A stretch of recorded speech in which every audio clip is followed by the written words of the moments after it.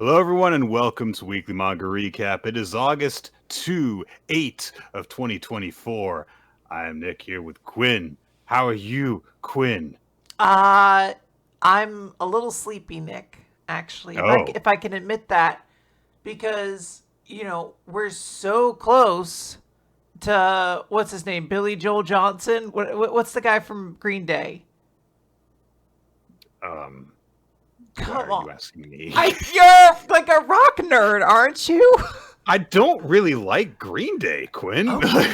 Well, I understand your taste is usually like Swedish metal or something, but I've grown to like them more, but when I was a teenager, I hated Green Day. So, Oh, wow, interesting. By the way, because we're going to get away from this is going to be a wake me up when September comes joke, but fuck that. Why don't you like Green Day? I think that I just found them to be very whiny sounding. Yeah. Because I've turned. When I originally was that age where like American Idiot came out, I was still deep into like my Catholic high school indoctrinated like why doesn't he just shut up and move to Canada or something? If you hate this country Right. so much, why He's don't from you? Canada.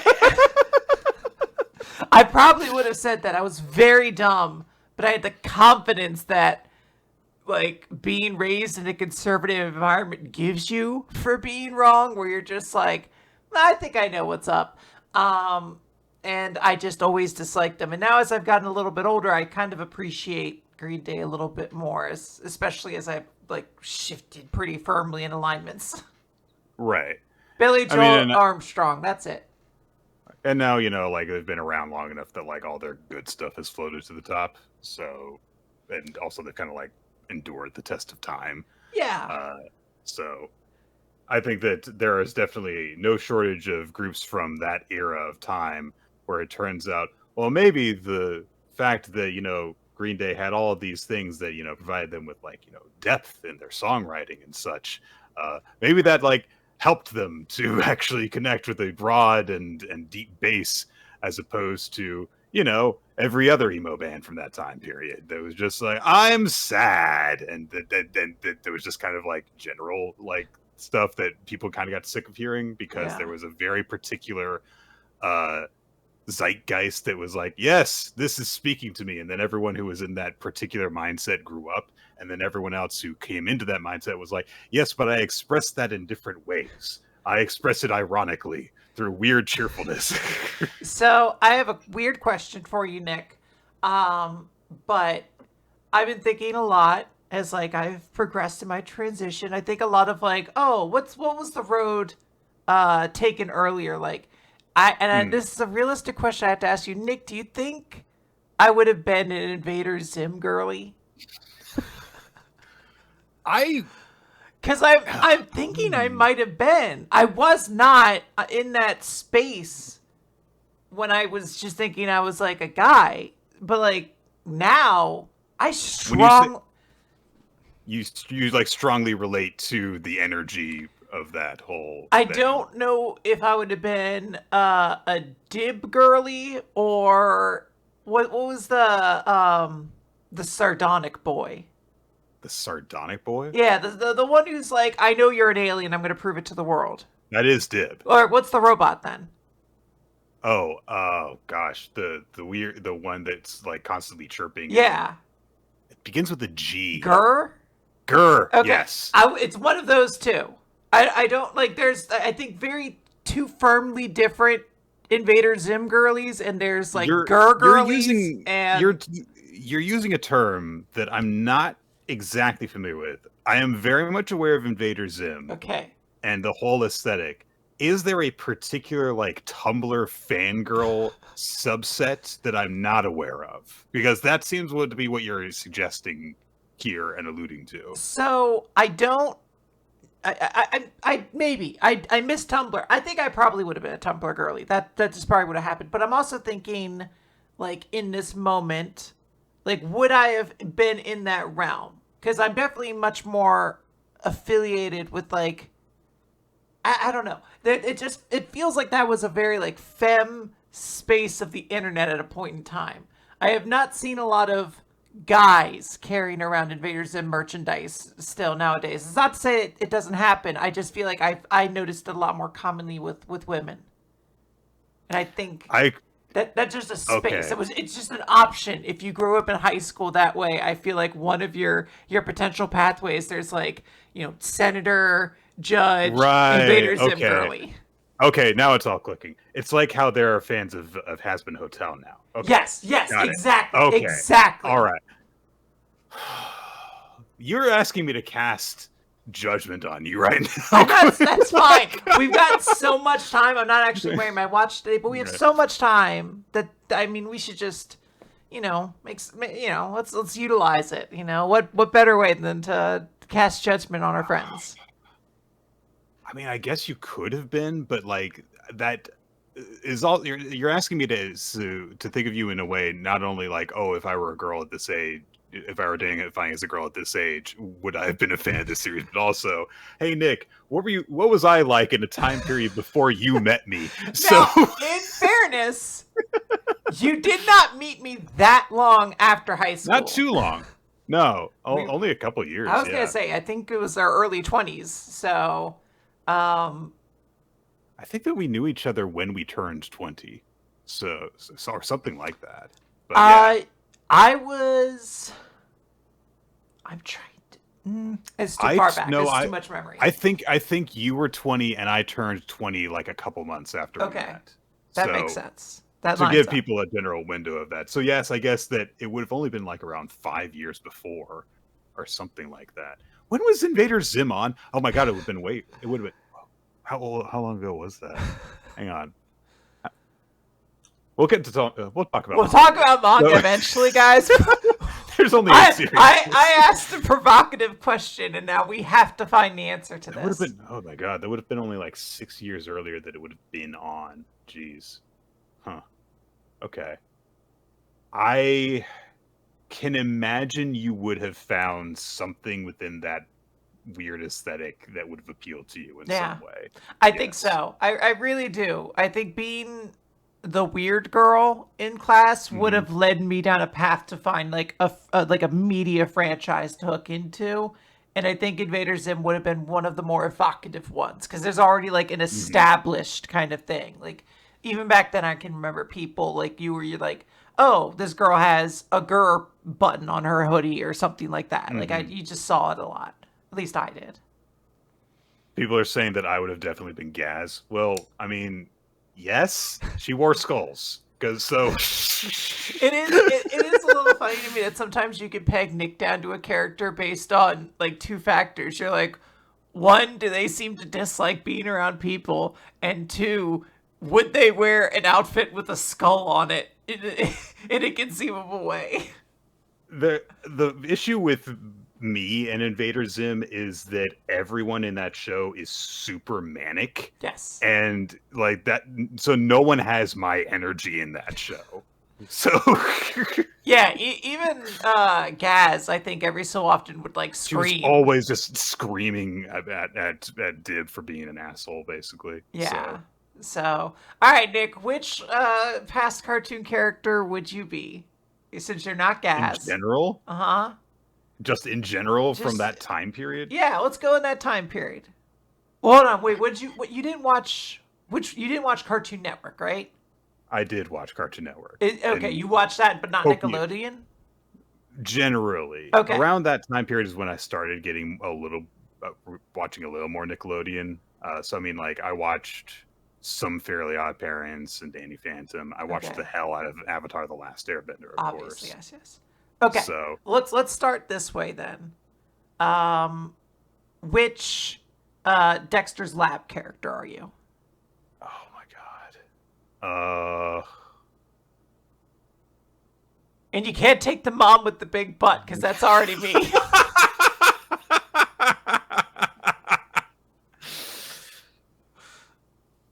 I feel like, oh, there is something that is right at the edge of it there. Um, Actually, I'm going to cheat this one, and it's just because this character was so influential on me, despite only ever showing up literally once. And I'm going to say the Dial M for Monkey character Rastlor, who was voiced by Randy Oh Savage. yeah. Okay. Yes, I like that one a Literally, lot. I was a fan of Randy Savage before I knew who Randy Savage was because of that cartoon. He is so good in that, and I know too much of his lines from that from that Yeah. short, Okay. Now which was. this is the Mhm. important follow up.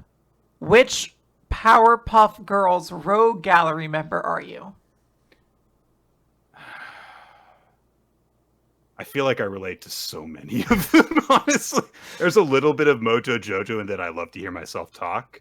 Okay. There's a little bit of him in me because I've got a weird, twisted sense to me Oh, sometimes. interesting. I would not have coded you He's a him. little too feminine though to I mean, he's to also extraordinarily he's the devil. queer. Yeah. Like that character is like He is queer and he's the devil, but I very much relate to him being the devil. okay. So It's very all right. So Nick, this is perfect. We can King Solomon the shit out of him. yeah. You take the devil side. I take the queer side, and there is no crumbs left over.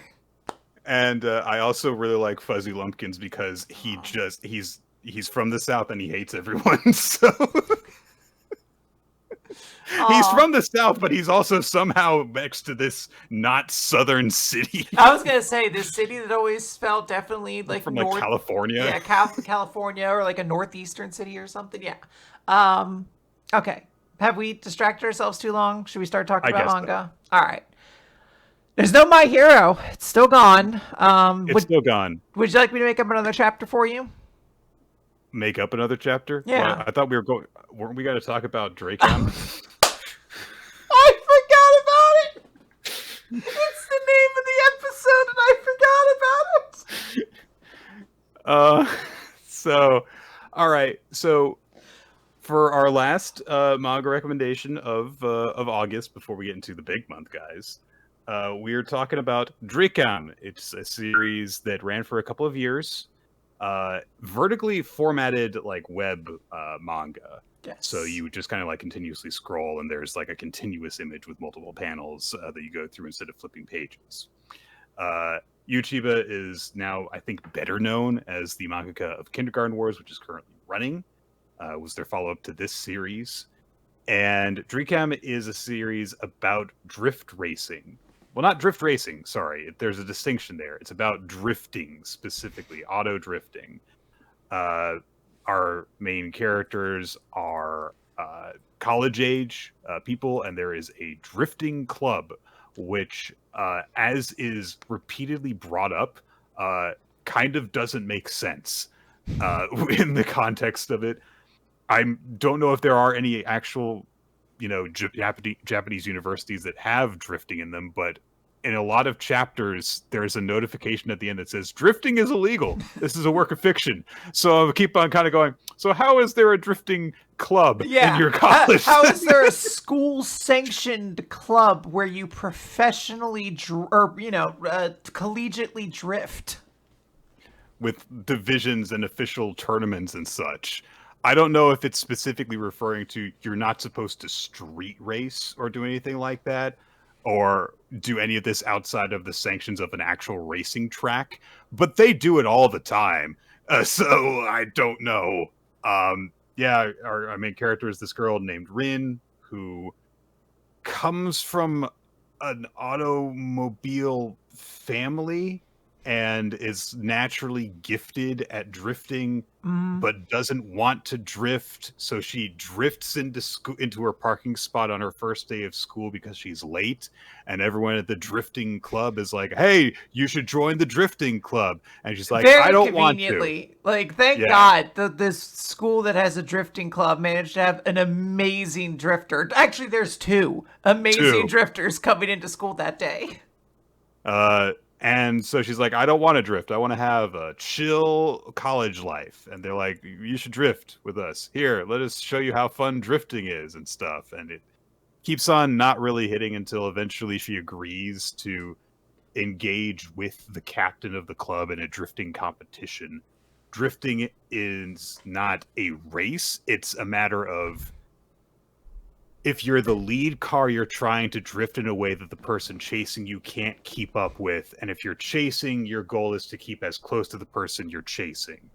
And it's in the part of the series that I read, it was never properly explained what that means. I don't know if it's a matter of how well you can shadow them, or if it's literally just how close can you keep to the other car. They are given scores. They seem to just be made up scores. Everyone's I I like they say at one point the analogy is they're like like racing is like speed skating. Whereas drifting is more like ice skating. And so I went, oh, so it's bullshit. Like, so people think there's this weird, ill defined metric about what earns points and what doesn't that you as a layman will never comprehend.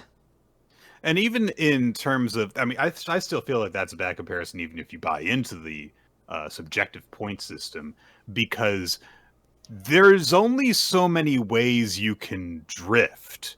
Like, you Mm. can't do, like deliberate flips and 360s and stuff, and it's like, oh yeah, that was a drift. It's like, no, you take a corner and you try and take it in a way that is more extreme, and that's really just the only metric. There's not a lot of fluctuation in what you can do, at least in terms of what is portrayed by this manga. This is a sports manga. The summary on Manga Plus specifically begins with drifting is a sport. So this is a sports series. And what is the thing, Quinn, that we always say about sports manga? They got to make you care about it. Yes. Like, if you don't know anything about it, then the series has to make you care about it. This, I felt like I was watching a TV show that was muted with no subtitles at points when I was reading this. I felt like there was information that seemed like it was supposed to be obvious that I was not processing when I was reading it. And that does not make me feel good to do Yeah. that, because I question whether it's a me problem or the series problem.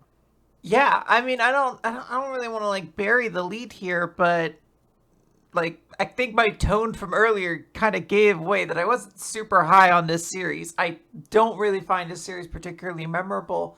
I didn't get super far in because eventually I just reached a point where Manga Plus was like, "Would you like to pay to read more chapters?" And I was like, "Nah, I'm good." Which is very Basically, early on in the series, but I really did just kind of reach a point where I was like, I'm not super vibing with this in any way. Like, I'll say this. This is maybe the first part that makes this really rough. The vertical layout is never something I particularly enjoy in manga. There's been like a couple in the past that have been okay. I think like Tower of God, I feel like was vertical. And there yes. was, I cannot remember the name. It's like Amaterasu or something like that. It was about like magic. And I was like, this kind of work as like short stories. This shit's been going on for over like 100 chapters, I think. Like, I think it's like super far into its run. It's over now. Yeah. It concluded. Oh, did it But yeah, conclude? Yeah, yeah. it just seems like that's too long to read something vertically. I don't know. The vertical space is just a weird feeling for me because I feel like the like the blank spots, like the border, becomes so much more of like an influential part of the storytelling, and I just don't vibe with that in the same way. I mean, we've read some series where I think it was used very effectively. There's Yeah. that one that was about a kid whose dad is a serial killer, and he was trying to escape from him. That was a vertical Oh yeah, yeah, format in yeah, my yeah, that's right. opinion. We really liked that one, I remember. But in this case, I don't think that the vertical format is used to very good effect, especially because when you think about anything that involves auto racing or stunt driving or anything like that, uh, vertical movement, it doesn't really make sense. Yeah, it It's limiting in how much you can actually show the action because of the nature of, like, you have a wide vehicle yes. that takes up a lot of space, and so there's not a lot of movement you can illustrate with that. This is a series that like kind of demands to have big 2-page spreads in it, and you can't do that with a vertical format. Yes. But as it is, I feel like it's really hard to see a lot of the action in this anyway. Um, to the point that, I mean, I got through I think 3 competitions that they have with drifting before I just kind of shelved this. I think I got through like a third of the run before I decided I think I'm good. Um, and so one of them is her contest with the president, which she's like, okay, if I win this, you guys will leave me alone. And they're like, okay.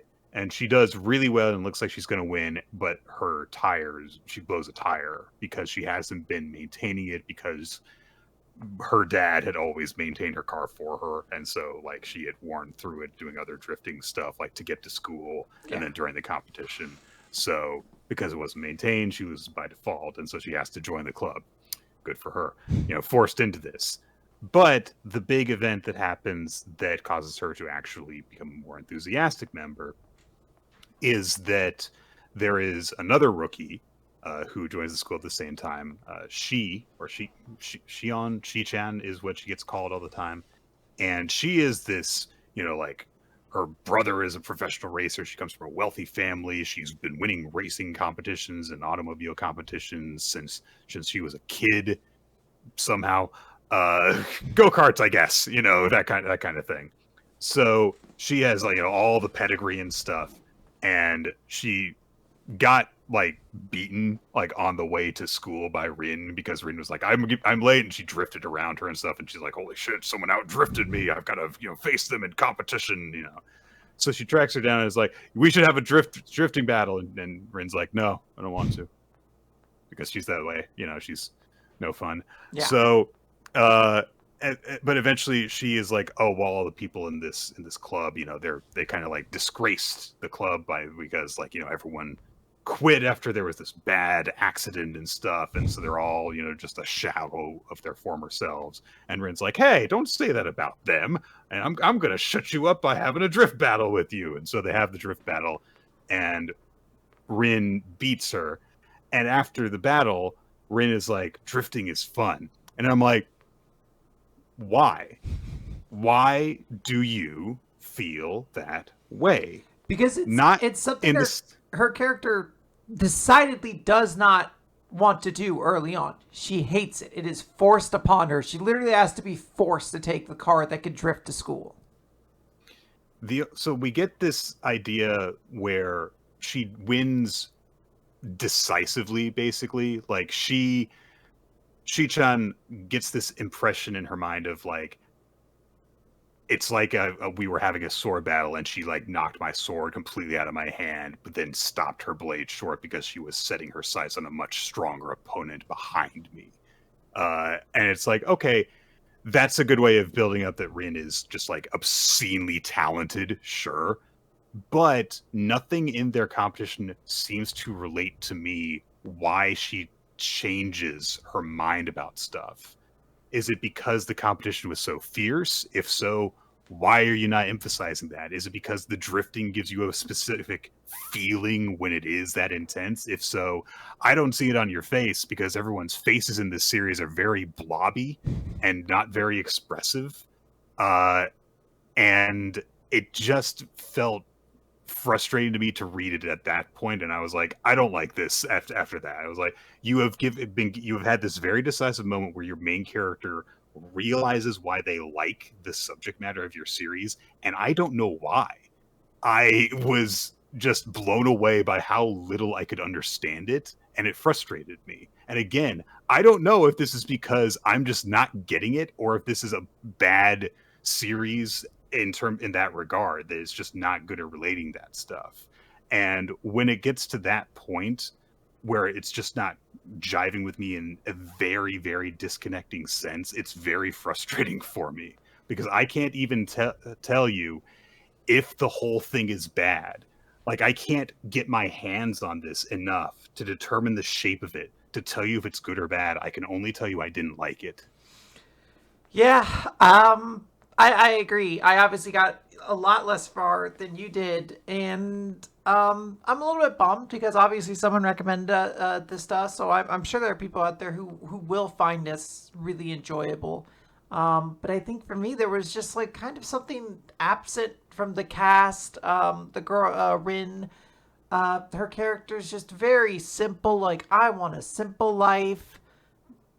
I just happen to be the world's best rookie drifter, though, and the drifting school needs me. It's just, I don't know. That's like such a clunky thing to add into it. The characters aren't super fun. I guess there's what, like Hayashiyama, who's, or something like that, who's just, I don't know, he's just like high energy all the time, but he's kind Yeah, of an idiot, and it's just yeah. like, He kind of sucks. cool. That's his thing. I Yeah. mean, he takes her out for a drive, fucks up, and drives them off a cliff. That's how this Yep. manga starts. And like the joke is that like the cliff is only He's like a bad. couple feet. Yeah. So it wasn't that bad, but it's like you could have killed everybody. Yeah. Like I really just don't understand that tonal start. There's a weird thing because they bring up that whole like there was a wreck and Yeah.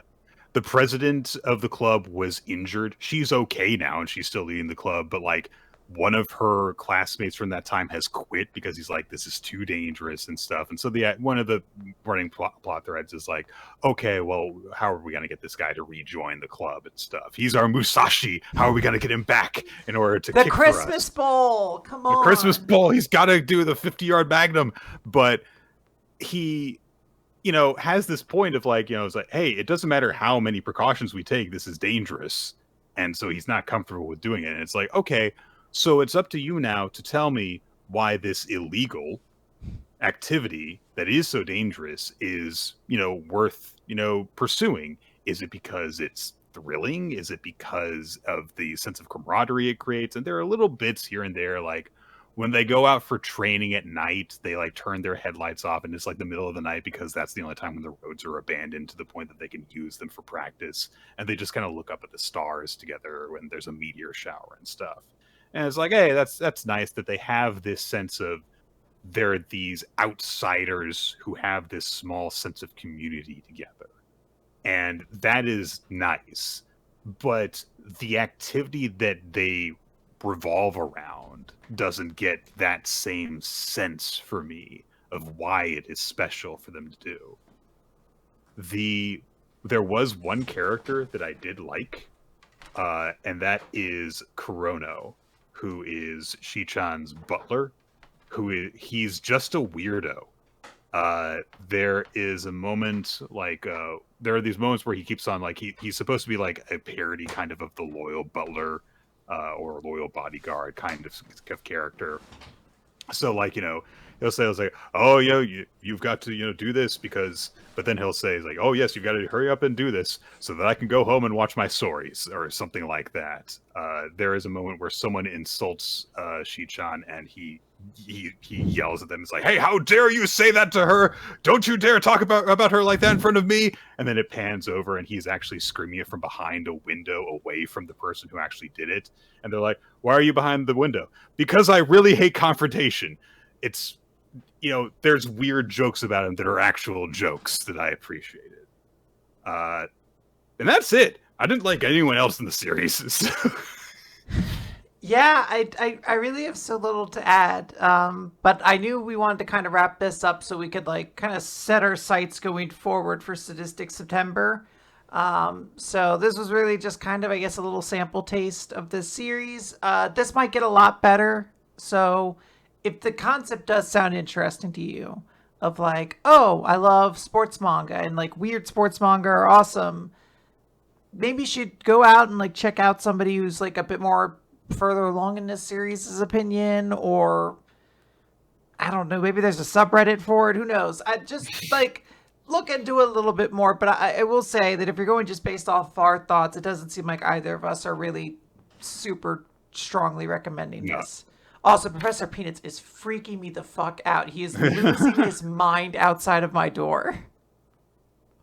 The first 6 chapters are available through Manga Plus for free. The rest of it's available if you have Manga Plus Max as well. Yes. Yeah. All right. Let's move on from there. We do have some manga to talk about. Quinn. Yes. Let's start with Undead Unluck. Unless you want me to make up My Hero chapter for you. It's okay. It's okay. Are you sure? Because I can make one up about Gentle and the Brava. Maybe next time. Okay. I don't Aw. want to jump. I don't want to jump from my. I didn't like this directly into that kind of stuff. Okay, okay, fair, fair, fair. All right, well, let's talk about Undead Unluck, chapter 219. Welcome back. We'll see if this one makes your day a little bit better. So, Bad Bullet, Knit Cap, an Undead Unluck stroke is going to come towards Ruin at this point. That's where we. Jesus, he's scaring the shit out of me. It sounds like a person walking by every time. Um, Ruin just says, "Oh, Undead's coming. You heard her." And we cut over to Soul, who's like, "Yep, the restraints are lifted. This was a really good deal. And it's all thanks to you driving into her corner, so feel free to handle this as you like. I'm going to leave you my power, along with that powered up pair with you." And then with the next set of quests, they're done. Ragnarok is guaranteed, basically. And Ruin, very confident, He's making a "I'm so naughty" expression as Yeah. well while he's doing this. Soul is what they would call a fuck boy. He's all like innocent and cute until he's like, time to be evil. Cut over to Ruin. Ruin is like, "Yeah, boss, don't worry about that shit. You ain't gonna need the next set of quests. I'm gonna take them all here, basically." And Fuko sees he's controlling two UMAs. Now, I'm not positive. I know one of them's blood. I don't know what the other one is supposed to be. Or if it's supposed to be the two arms, or if the wings are the second. I'm just not 100% positive. To be frank, I didn't understand what this character did back then, and I haven't picked up on it more since then. Oh, Shadow. Okay, that makes sense. What he does later then. So Fuko's like, okay, he's using UMAs, so his abilities in the previous loop were fulfilled by the power of UMAs, basically. Mm-hmm. And he's getting ready to attack when Gina and Billy shoot in from the sides, use Unchange, block the attacks, and Billy drops a cool, like, 3 against 1. Sounds unfair, don't you think? And everyone's like, okay. But then our chances of winning aren't going to decrease anytime soon. Get out of here. You get out of here. Shut up, Freed!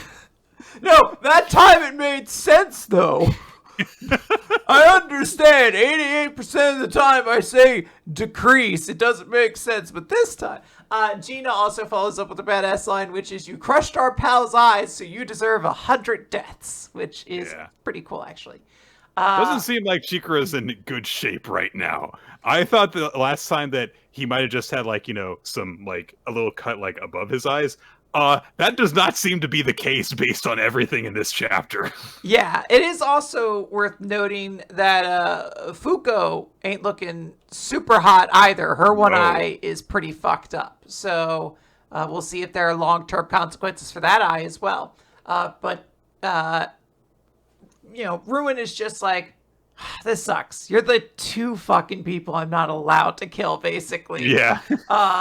But Fuko is just like, boom, hits him with this attack, right glove, launches him in. It's actually very funny thinking how physically this works, because she basically punches him super hard in the mouth, enough to, like, imprint her glove there.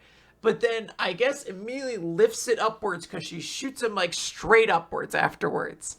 Yeah, she's got to form the fist and also let her fingers go up so that the glove flies off. Yes. Which is more difficult with good gloves than it looks. Yeah, so she's not rocking some cheap shit. Fuko calls Kintun and immediately is like ready to fly off. And Gina and Billy are like, "Hey, like, let us help. This is like, where are you going?" And Fuko's like, "No, this is an order. Andy's gone, so his restraints are gone, which means the next quests, when they come up, are the most important ones. We cannot lose people to this mission. So I'm going to take this guy out. I'm going to minimize all the damage. Me and Undead are going to take this guy out. So look after Chikara." And she flies off. Billy goes over to be like, "Hey, Chikara, you're okay. We're going to get you to the hospital." And Chikara just says, "Please teach me, Billy. Please teach me how to see with my ears." I feel so bad for the kid. He's a fucking photographer. Like, oh. It's brutal. It's very, very sad, but it does also show his conviction that he's like, Yeah. my power's in my eyes, so I have to find a way to see with my ears, basically, then. Yeah. So Billy says nothing for a moment and then says, okay, let's get stronger together.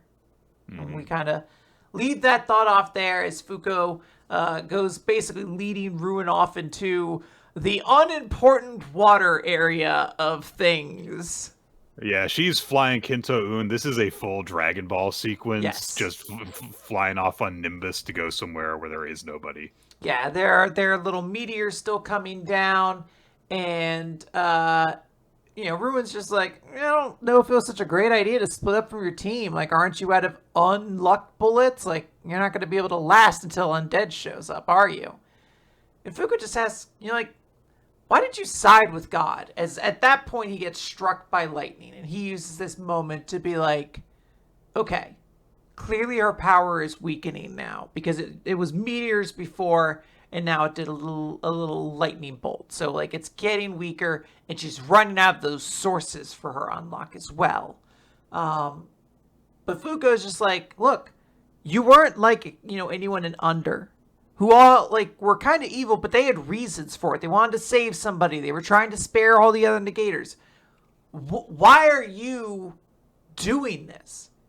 And Ruin just says, you're under the assumption, you're under the wrong assumption here. You see, I love this world. And as he says that, he attacks Kinto-un and destroys it. He finishes by saying, what I hate are the people. And we get our little Joker moment from him. I hate this planet. I hate these people, Mr. Anderson. Yes. It's like a plague. Yes, it's a fun detail, but it is very much in that we live in a society kind of energy going to it. But I did also feel like, this character's kind of Nick coded as well. Oh, yeah. I figured. I also like this world. I hate the people. Really kind of sums it up. But yeah, now that Kinto-un is destroyed, Fuko is just falling. And he's like, well, bad idea to challenge me to a midair fight, but at least you get to die in your shitty home. And I don't quite understand the lore to this. Fuko just like bare knuckle lands. She gets the perfect posture. She lands. She ducks and rolls. It clearly took a lot out of her. Like she's bleeding a lot at the end. But she says, I guess you can learn just by watching. And I'm like, did someone else? She's referring. I must have been one of the Kung Fu people, right? I have to assume, but there's a part of me Fang that's or Shen. Yeah. 5-point landing. I just don't remember 5-point landing. It's been a while, so someone has to just remind me. I'm sorry. Unfortunately, Ruin is still there, and he has a gigantic, basically like a spirit ball full of blood at this point, like this huge giant orb, and it'll destroy this entire city. And also, because she's in his shadow, the attack is unavoidable. So she's just gonna get killed here. He's like, it was bound to happen sooner or later, but congrats on like making it 200 years. That's pretty cool. And Fuko, one eye bloodied up, just kind of looks at him as like, you're wrong. This is just the beginning. This is actually where things get started. And Andy at that moment shoots through this glass. This not glass, but it shatters like glass. It's made of blood. And lands directly in front of Fuko, or at least his head does. And then the rest of his body begins to repair itself. His clothes start to form on Fuko with a spinal cord sticking out of him. This is an extremely cool shot, by the way. Yeah, where you can see the blood and the spinal cord and all that just like reforming. Fuko with like a tired but very loving smile saying, welcome back.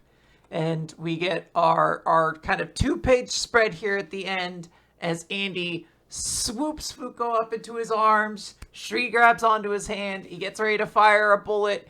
And he says, good to be back. And his little lapel is it's Clothy. Suit buddy.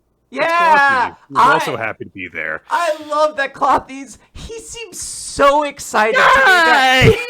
He is living. I have never felt as much joy as this piece of cloth is feeling in this moment, it seems. I truly adore him.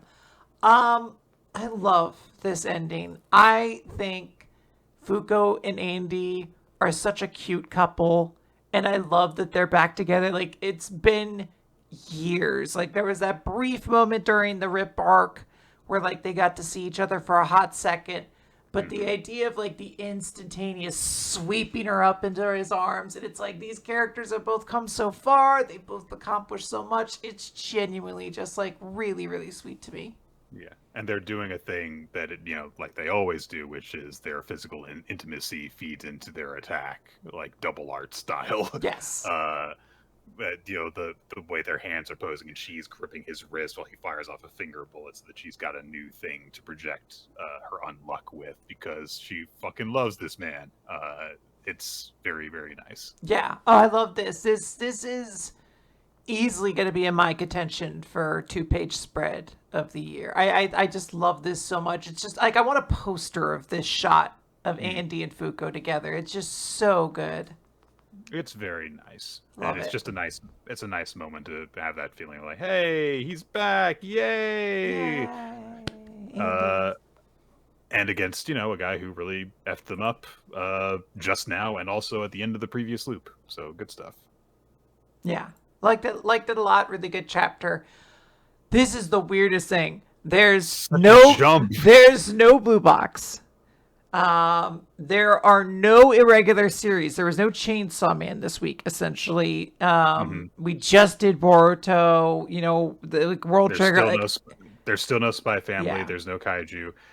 There was yesterday, I think it was just a mistake in the scheduling. There was an update for a Chainsaw Man chapter, and then if you tried to access it, it would be like, well, there's no chapter to load. Yeah. So I actually have in my Jump app a history of chapter 176 for Chainsaw Man that does not exist yet. So it was, I think it was just like some confusion in what the schedule was supposed to be for it. Yeah. Wild stuff. We're jumping basically all the way to Astro Royale at this point. From here on, we have everything. We even have One Piece. Yes. But it's just like the weird way this recap works. There was this gigantic chunk from Undead Unluck all the way over to kind of the point we'd get to like halfway through the podcast. Yeah. Because, there would be like usually at least 2, and sometimes like 4 or 5 here instead. Yeah. Astro Royale, chapter 18, All Out War. Last time, Shio tried to drop a whole bunch of just stuff on Hibaru's friends, and Tarazo showed up and held it up. And Tarasu brings up the point, I thought you fell. How'd you get back up here? Now, I would have been satisfied if you had just said, climb back up again. But no, we get a whole ass explanation that instead of just climbing back up, he went to the storage room where his gloves were and found Kanjuro and had him use the karmic arrow to send him over to Shunichiro with their link to just instantly send stuff to. Now, Tarazo gets through into this storage room very easily, which makes me ask the question, yes, I know he has his gloves, but why didn't he just bust into here himself in order to get his Astro in order to be able to fight like this? Well, you see, there were 2 guards there who They have armbands. Yeah.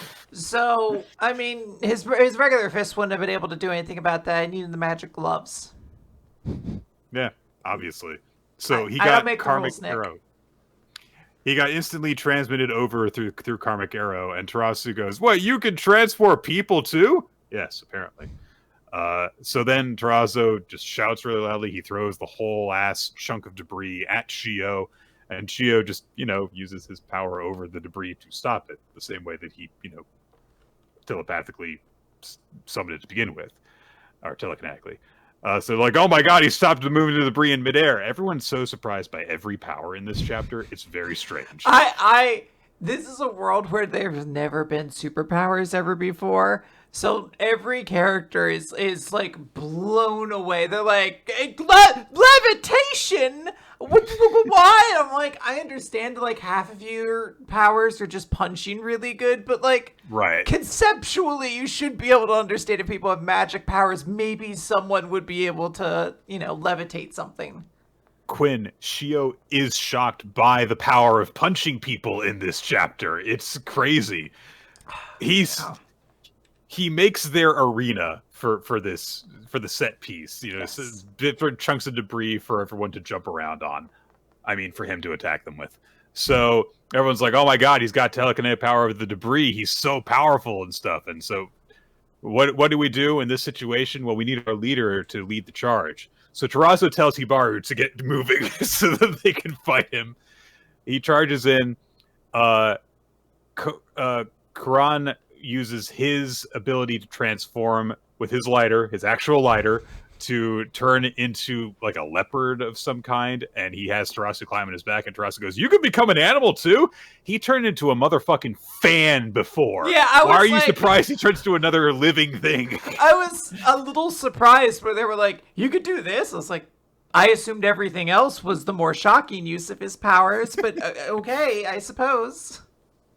So he starts running around with Tarazo on his back. Tarazo and Hibaru rush in to try and punch a clock, and Shio blocks them with more debris, and he says, "It's no use. You can't reach me."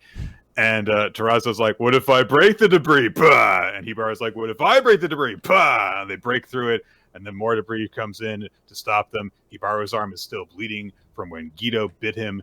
And Tarazo's like, "Hey, are you going to be okay? Because your arm's like covered in blood." And for whatever reason, Hibaru says, it's all right. I'm only using 10% of my power to punch. All right? I'm not sure how that's two things. One, why? Two. I have a thought. I want to let you get yours out first, though. Well, my points were going to be, one, how do you know you're using 10% of your power? You don't have your arm. You don't have your arm scale, Nick. Every time you do something, you can tell exactly how much percentage of your arm power. Two, how is only putting 10% of your superpower into your arm prevent you from bleeding a lot when you punch with it? You're still contracting and jolting muscles. Yeah, I feel like this series. I forget who is the mangaka for this. Wakui. Yeah, Wakui. That's probably not how you pronounce it, but regardless, I feel as though this person, like all of us, very much enjoyed early One Piece. We already talked how there was like the Barati moment and everything like that.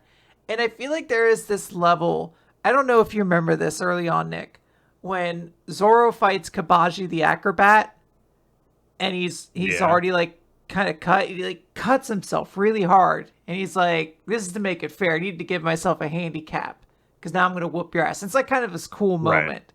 Right. I feel like there's supposed to be a somewhat of that kind of energy here. Like Hibaru, his arm is fucking bleeding. It's chunks. All this damage is going on. It is savage, and he's still punching through it. But you have to ask the question. You're like, I still don't quite get why you let Geto bite you like that? Like, why you force that so hard now? Does it really have, like, a cool context?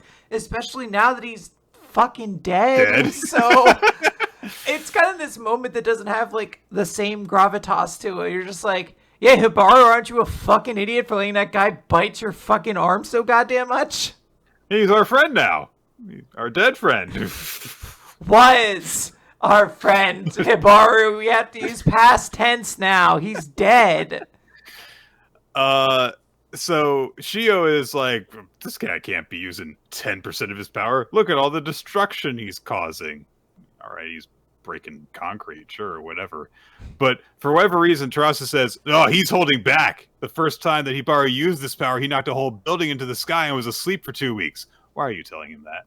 Why are you telling him that there's a penalty for using more of his power? Look, well, that is true. You shouldn't have noted that point. But it is worth noting that it does seem to like unnerve Shio a little bit. He's like, oh shit, like a whole ass building? That's it. Building, That seems like that might do some damage to me. I'm not made of building. I have to talk to my mom, but I don't think I'm made of the same material buildings are made out of. I have to talk to my mom to see if I inherited. Did I inherit your houseness? Do you think I'm a house? You always were cooking and cleaning. You didn't really have aspirations. Actually, this just feels like kind of a sad examination of your own lack of a life. Anyway, I love you, Mom. Am I made out of concrete? That song where the guys go, she's a brick house, she's mighty mighty. Is that literal, or is that a comment on her body type? I'm just saying, how would, like, the legs work? Would they have to be, like, bricks aren't usually round. I mean, I guess you could find round bricks, but it kind of defeats the purpose then, Hello, right? Mom? Mom? Oh. Mom, are you drinking wine again? Not to turn the tale back to your depression, but I really do think you should see someone about that. Also, can I put you on hold? I'm trying to throw a building at my brothers. God's over. It's just a phone line that's been cut for 30 years and a skeleton in a chair. God. Shio throws some rocks at people. Tarasu blocks them. Kinpa tries to remind everyone that she exists by using her invisible powers to kick Shio in the head. Alright, this is 1,000% cooler than I thought it was going to be, because I didn't expect this character to do fucking anything. So the fact that she looks like she breaks his neck the first time she touches him. So like the idea that she gets like a solid hit in is pretty cool. It's one of those weird things afterwards you're like, oh, why would she not be wearing shorts? That just seems like an insane thing in this world, but whatever. I guess get your panty shot ? In, and then he just fucking tosses her away. Well, he doesn't even toss her. He grabs her by the ankle, and then Hibaru runs in, bounces a bunch of platforms. He does, a Sonic the Hedgehog quick time event in order to pull off the cutscene. And he smashes, a brick right in front of Shio, makes him drop her, and then Shio's like, "Oh my god, he's so fast!" Nearly bit his arm off, and I should have been able to break his ribs when I attacked him earlier. So how is he? What's with that look on his face? And Terrazzo thinks like, "Oh, he's well trained. He's overflowing with vitality and animal instincts. Dad, you create a monster." And Terrazzo shouts to Hibaru and says, "Give him 100%!" And Hibaru's arm starts to glow, and Shio looks scared as the chapter ends. I have a certain impression about the pacing of this fight, Quinn. Oh yeah, what's your feeling, Nick?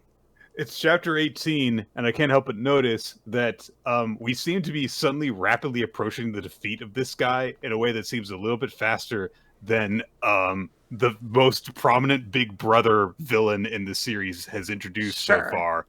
And are you suggesting this series is not popular and might be getting canceled? Maybe.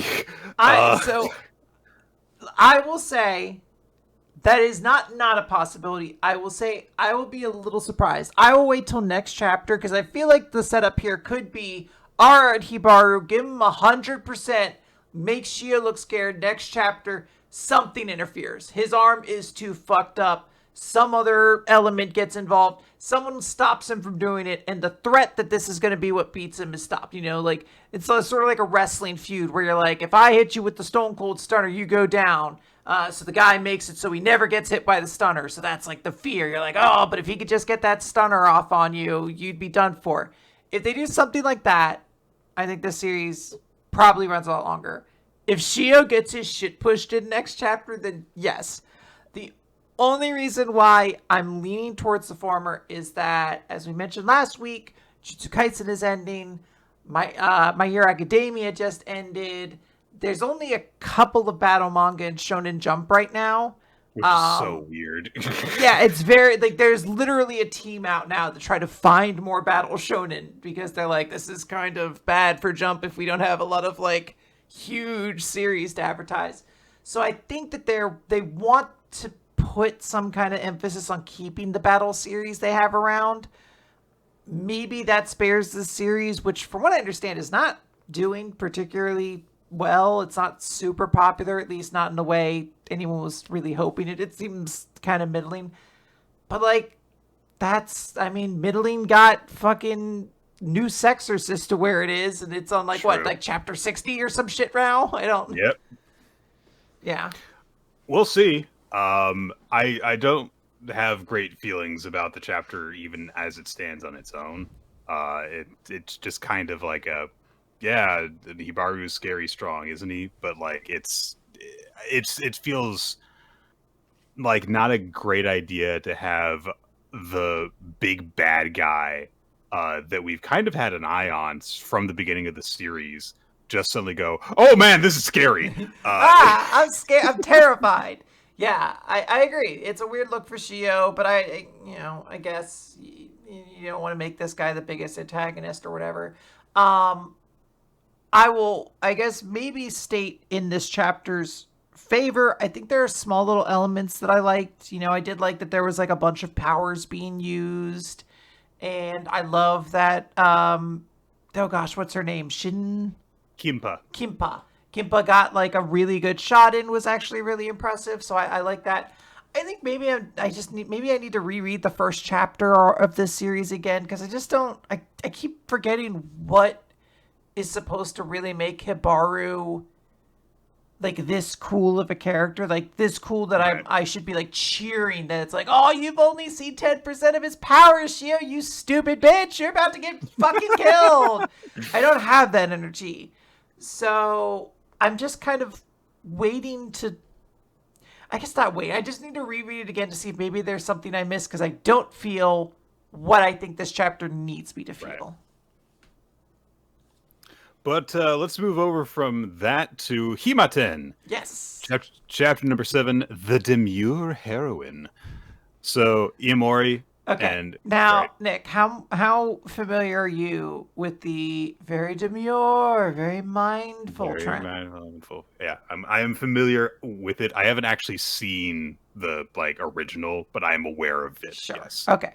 That's all I needed to make sure, because I was like, I don't know how much Nick has his finger on the pulse of like social media memes anymore. Nicole's on TikTok, so she keeps me up to date. All right, I'm going to start sharing TikToks with Nicole now. That's decided. I'm going to start playing it now. She's my filter for everything. So, okay. Yeah. The demure heroine. So Iamori is walking with Kanai. They're doing like class rep stuff, and they're actually like maintaining the stuff from like their established stuff in previous chapters. They're each carrying half the stuff that they have to take from place to place, and that's just kind of a thing that's just like illustrated there. They didn't have to discuss it before, and that's nice. Iamori reflects on the fact that he's like, oh, I get to talk to Kanai, who I have a crush on. They're going about stuff, and he starts to ask her like, hey, what kind of fun stuff are you doing tomorrow? And she starts to answer, and this short girl with like buns in her hair comes running up, full of energy, and she's like, good morning, Hanoka, my demure bestie, which is a sequence of words I have never heard before in my life. I'm sure it's been spoken What before. the fuck are you talking about? I call you my demure bestie almost every day. No. I messaged Nick. I'm like, hey, demure bestie. No. I understand it's 3 a.m, but I just wanted to know if you thought I'd be an Invader Zim girly. Text me back when you get this. Wake up, please. And as you're my demurest friend, as my most demure friend, would you say I'm a dib girly or a girly? Meanwhile, I'm like doing something that involves all of my limbs being bent at weird angles. Huh? What are you talking about? Oh, what's the implication they're supposed to be? Are you like a Tim Burton character, or are you like a cave troll? Just not demure is the point. That's all. I really like the idea that you were like, it cuts to me, I'm in a cave, there's a pile of skulls around me and a cauldron of some kind of mystery meat cooking. I am the most demure person in the world. I have a club over my shoulder. I have just one sock on. What's more unkempt than just wearing a loincloth and nothing else? Also wearing only one sock. One sock, but it has a hole in it, so you know it's not even that good of a sock anyway. It's a real issue. Anyway.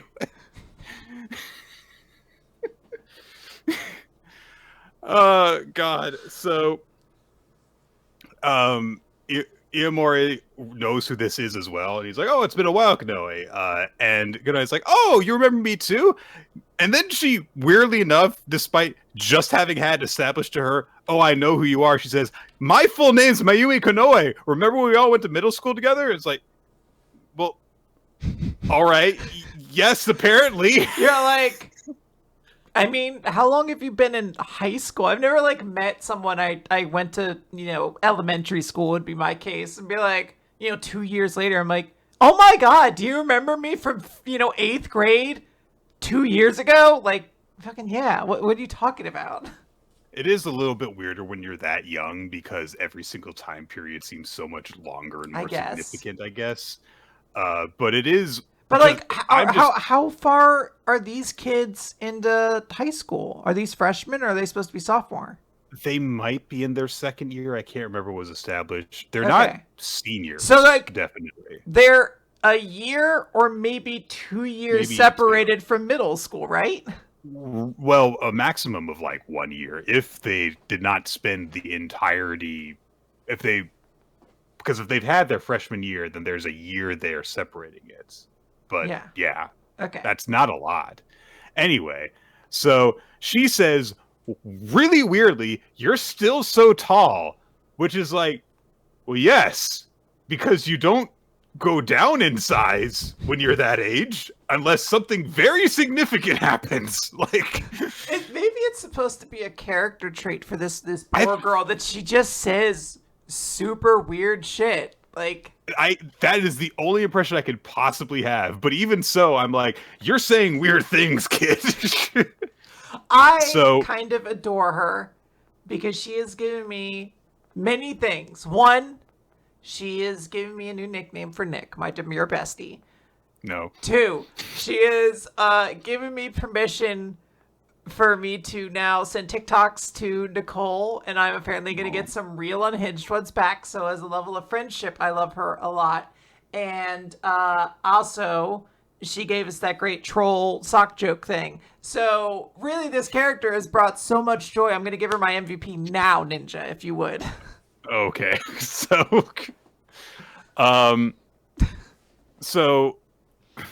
Kanoe does a weird pose. Like, it's in a small panel, but she like has arms fully extended to the sides and is like popping a bit of like a half squat.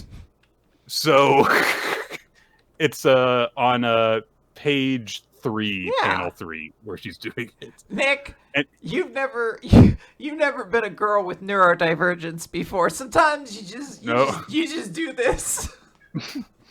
So she says that, and she does that, and she's like, "Oh, Hanoka, you get to start off the day by doing class rep stuff with the Iamori." And immediately Kanai freaks out a bit, and she says, "Oh, what are you talking about?" And Kanoe says, "You were so stoked when you found you guys were going to be class reps together."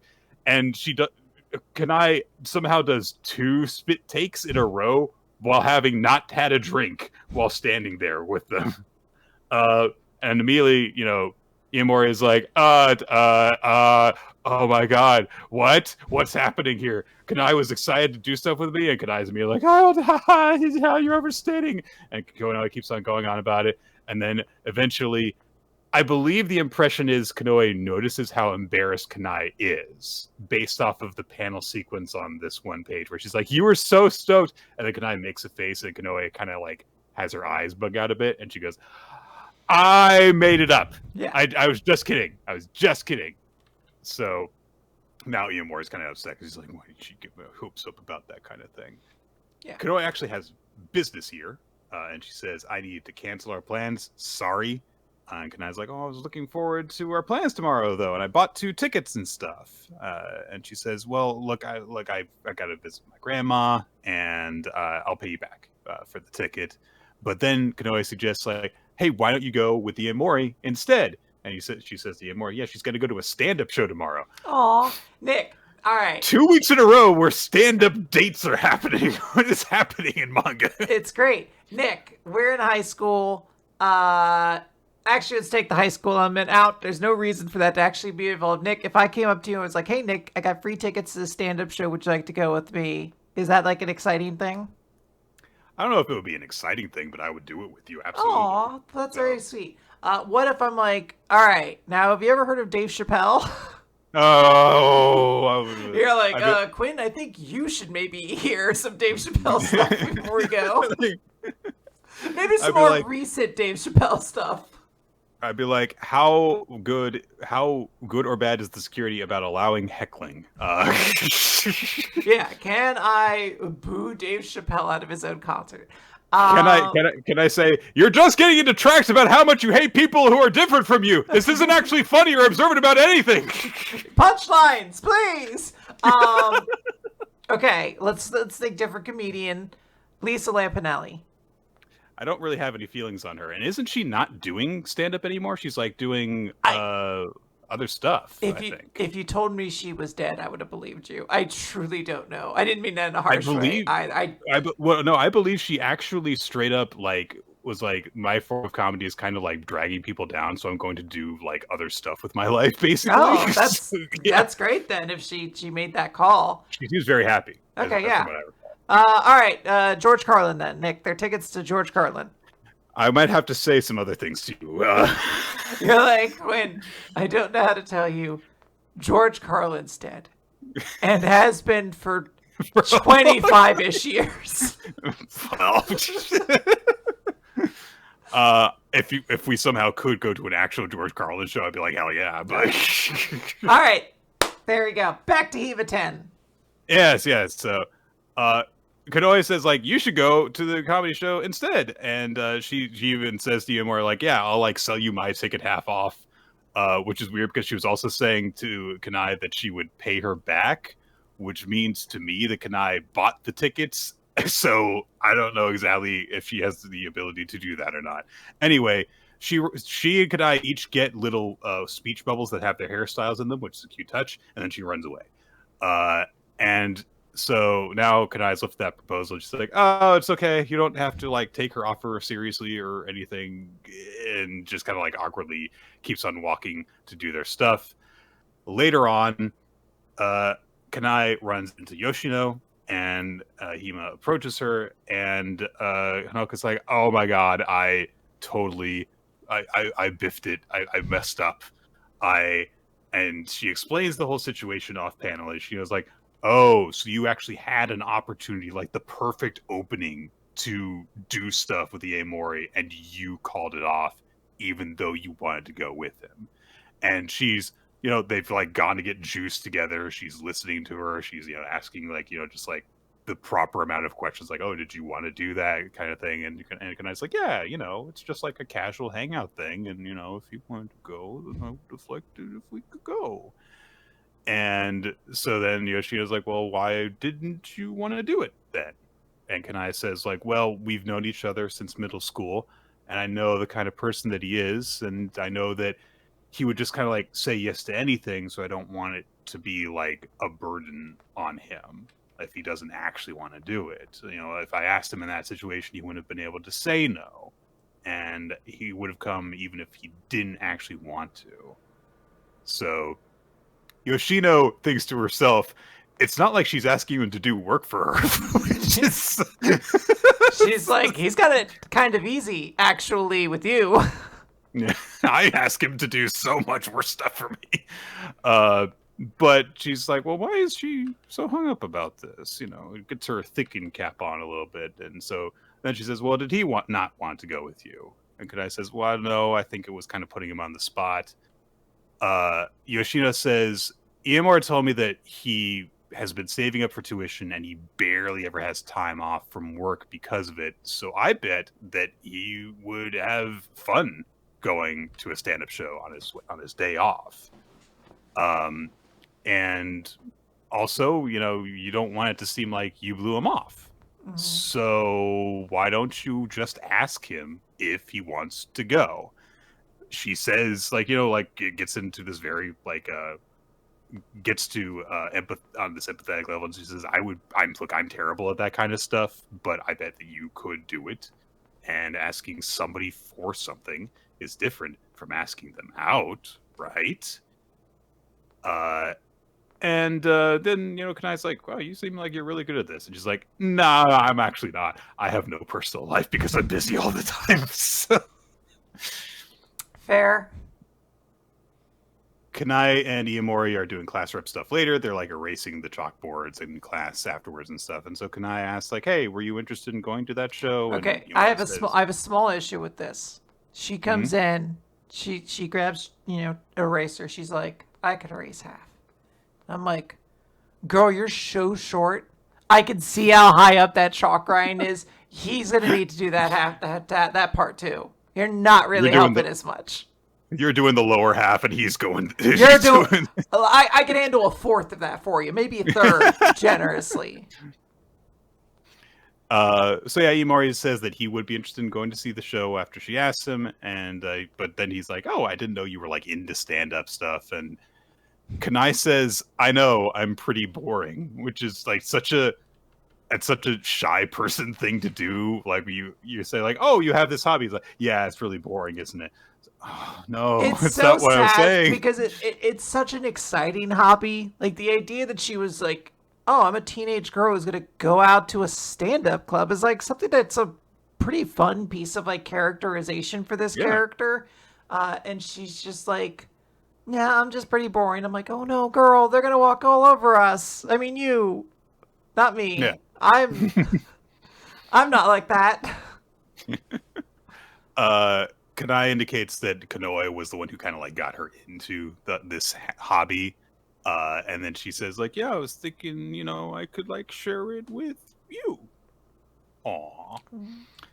And yeah, you know, and she's like, maybe we could go tomorrow as friends. Not looking at him when she finishes it. She's very, very cute about it. Yeah. And then, of course, Iamori is like super into her, so he's like, yeah, let's go, yay, yes, I love it. And they're doing this class rep stuff seeming like during a break, because Yoshino's just at her desk while this is happening, it looks like.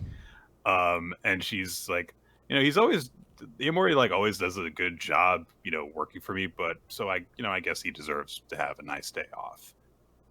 And she's just kind of like, you know, is thinking about it for a second, then later on meets up with him in the library. And he's like, what are you doing? And she's got him sitting down in front of her, and she's messing with his hair and getting it all stylish for him. And then, you know, he's like looking at the mirror, and she's like, hey, you're looking good. Now you can actually, like, you know, go out with Hanoka and not look embarrassing with her. So she's being playful about it and stuff. And then because she says, like, yeah, I wish that I could get a holiday.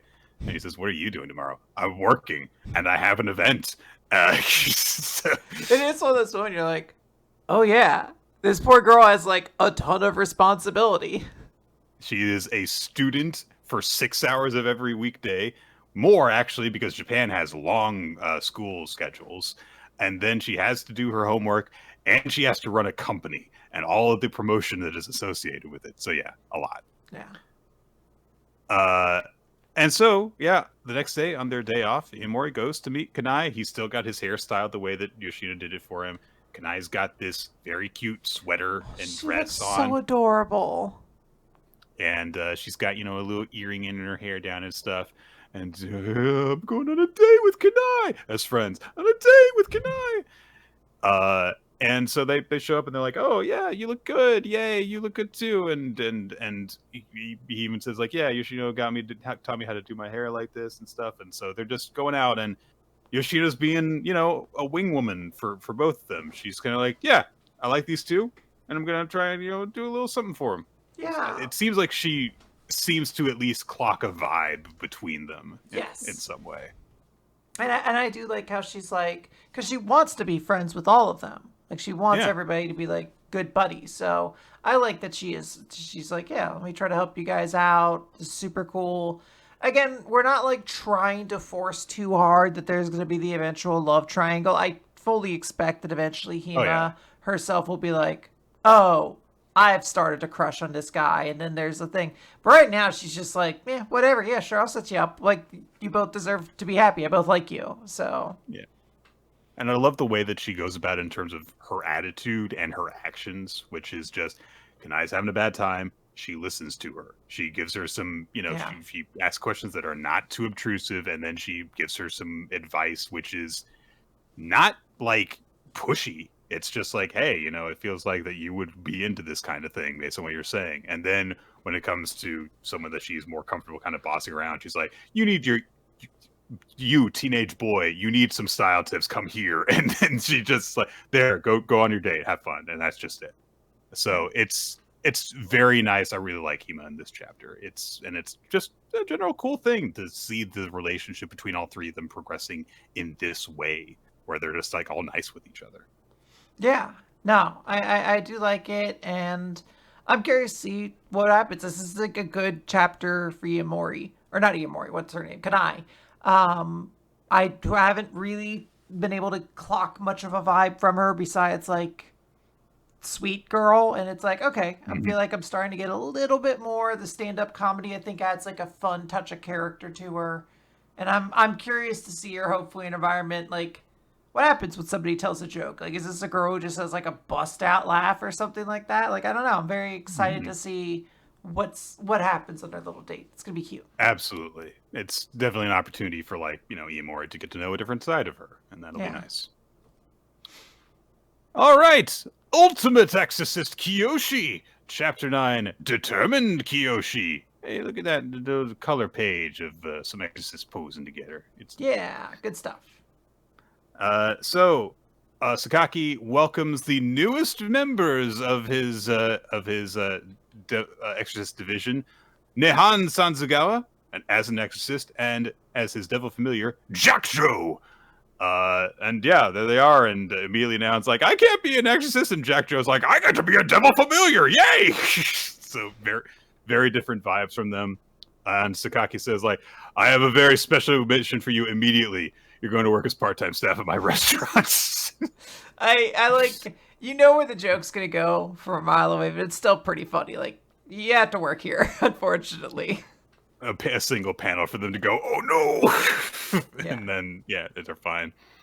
And Nehan has the reaction like, there's no way I could do that. Actually, I could. Yeah, that's fine. Like, he Actually, had it in the chamber. that's much more reasonable of a job offer to me than being an exorcist. Yeah. They even like get a salary and stuff. Sakaki's got them all set up and ready to go. He's just, seems like he's being a cool guy about the whole thing. And he says specifically, I'm not going to make you go out there and perform exorcisms. This is all just to cover for you. So he is doing them just a real solid, at least for the time being. And also he says, also we could just like use some extra hands around here. Right, Kiyoshi? And Kiyoshi's in his like full like exorcist gear, and so he's like, yes, we could. And they're his friends are like, oh, you look really cool in your suit. He's like, oh, thank you. Wear a shirt. I mean, mostly just for chafing issues. You don't want to chafe under a suit with no shirt. That's gonna be real bad. He gives Nehan an exorcist license with Has a very unflattering picture on it. yeah, it's as though like the DMV or wherever you get this taken is just like, hey, stupid. And you're like, huh? And that's Huh? when they stop the picture. Like, oh, No! oh. Um, God, Akari continues her quest to just be the least likable character in this story because she comes over and is me like, a class 4 license? I'll have you know, I'm a class 3, which is a higher rank. And then we get, this is an excuse to, explain like, hey, Yeah. there are different exorcist ranks. So class 4 is the lowest level. Class 3 is the next level above that, which is just like, hey, look, like, immediate graduates out of the academy get given this thing. So Akari's like, I'm a class 3. He's like, it's nothing worth bragging about. And Kiyoshi's a class 1 already because he is such a prodigy that even though he is a recent graduate, even though he's 16 years old, he is immediately considered a high-level exorcist. The only two ranks above him are Grand Cross and then Cross Paladin. And he probably, realistically speaking, is somewhere at their level anyway. So Akari being like, "Ha, I'm a class 3," when there is Kiyoshi in her class, and also Sakaki is their captain, is like, "What are you doing, girl?" And it's just kind of the dump on her for, that. And then, after bragging about her rank, she turns to Nehan and is like, "Yeah, ranks not everything, It's funny. It's funny that she's like almost trying to be like humble bragging, like, "No, you're a rank 4. That's pretty good. I'm a rank 3. Just a heads up." And then like we do an entire presentation about how rank 3 is actually not really that big of a deal. Yeah. And then she has to like turn. And then when she realizes that she's the one who's actually been eclipsed by like another contemporary, she's like, "Oh, actually, ranks don't matter at all." It's like it's supposed to be funny, but it comes off like kind of douchey, and you have to really work to like make the douchey character likable. Like not every Johnny Cage is actually Johnny Cage. Right. And it does seem as though, like, even from her design, because she's got the big Aho antenna thing, which is a distinguishing mark for a lot of stupid characters, it does seem as though she's kind of like just a joke character, which is fine. You can have joke characters if they're funny. So I don't hate her. I want to stress Nick seems to be very firmly anti Hikari, and I'm not. Nick for some reason chose to be anti-woman today, and that's just his prerogative. Everybody, just wait till we get to Akane-banashi. He has a lot of opinions about whether or not she should be doing Rakugo. The slander. He's like, "Oh, great story, Akane. Now could you go make me a sandwich? Blam!" And I'm like, "Nick, you can't say that. This is betraying everything we've known about your character." Now I'm going to go to the Dave Chappelle stand-up show, and I'm going to like it. With one sock on. I'm like, "Oh, all the jokes came together. This works out perfectly." Oh, man. So they also bring up how Hijiri is a cross paladin, repeating that he is very, very scary within the ranks of the Exorcists. Then Kiyoshi says to Sakaki, is like, "Hey, I've made up my mind. I'm gonna be a cross paladin," which makes sense. He wants a position of influence so that he can do a better job as an exorcist to protect the people around him. Which he goes on to explain here, like, yeah, the fact that Nehan and Jackjo, had that happen to them, it makes me realize that I'm actually quite powerless, even though I'm strong, and even though I've got this courage and encouragement from people, it's still not enough for me to protect the people I care about. And it's like Mr. Sakaki was saying, I've got to show everyone that I can be an exorcist who can protect everything. And so, he just has this moment of like realizing, like, hey, I've got to do this just to realize my more nebulous goals by having this more solid goal. And it's just a nice little realization there. And they then go on to say, like, hey, by the way, becoming a cross paladin, it's not that simple. You are strong, yes, but you have to be specially recognized by Mr. Crossbeard over there after years of achievement on the front lines. That's why aiming to become cross paladins join the 3 greatest knighthoods, like Concordia. It is so they can get out there on the front and they can get that kind of record. And Kiyoshi is doing this from the Hell's Kitchen restaurant place. This little out of the way area. He's not going to have those same kinds of opportunities to distinguish himself. So it's going to be a really big deal for him to be doing that. But he says, I am going to do it though. I'm going to become a cross paladin. I'm going to be doing it while I work here at the Gates of Hell. And Tsugaki's like, all right, cool, let's do it. Sounds good. Just a nice little conversation over the course of a couple of pages that's just like, hey, here's our goal, the thing that we're working towards. Here's our goal. Here's also kind of set up in context for, I forget his name, but the Sasuke kind of character with the guns. It's Sosuke. Sosuke. There we go. The Sosuke, like, oh, he is trying to achieve that rank. That's also characterizing why he joined the Concordia and all that sort of stuff. Like, oh, okay, we're setting up our rival characters, their stuff. All right, good stuff. And also we get some flashes of some other exorcists that we might encounter in the future. Yes. The phone rings, the hotline rings, and Sakaki answers the phone, and Nick, he's remember when cartoon shows used to have telephones in them? yeah, yeah, I do. We could just have a little telephone go off, and that becomes a plot point. You couldn't do that nowadays. No, everyone just be like, nope. I was gonna say because of the woke, but that's also the correct answer. Just text me, Jesus. Are you like a telemarketer or someone I know dying? Leave a voicemail. Usually only one of those two would. Sakaki has learns over the phone that 3 high-level demons have appeared in Naraku City. And so he's like, oh dang, that's a problem because there aren't enough of us to cover 3 high-level demons in different spots like this. What should I do? I've got to choose one to prioritize so that I minimize the damage. What do I do? And Kiyoshi just says, hey, Mr. Sakaki, I've got an idea. If I know where they are, I've got this. And he just goes outside, summons his Little Miss Sunshine ability, summons a platform for himself and bounces up into the sky. And then from up there, he goes Moonrise Kingdom and summons some bolts of energy. Jack, Joe, and Nahan are watching and are like, oh my god, what the hell is he doing? And he launches his attack, Poseidon, which launches out a trio of tridents, a non-dent, I guess, that immediately tear through the 3 demons that are about to start attacking people and just immediately exercises them at different points across the town.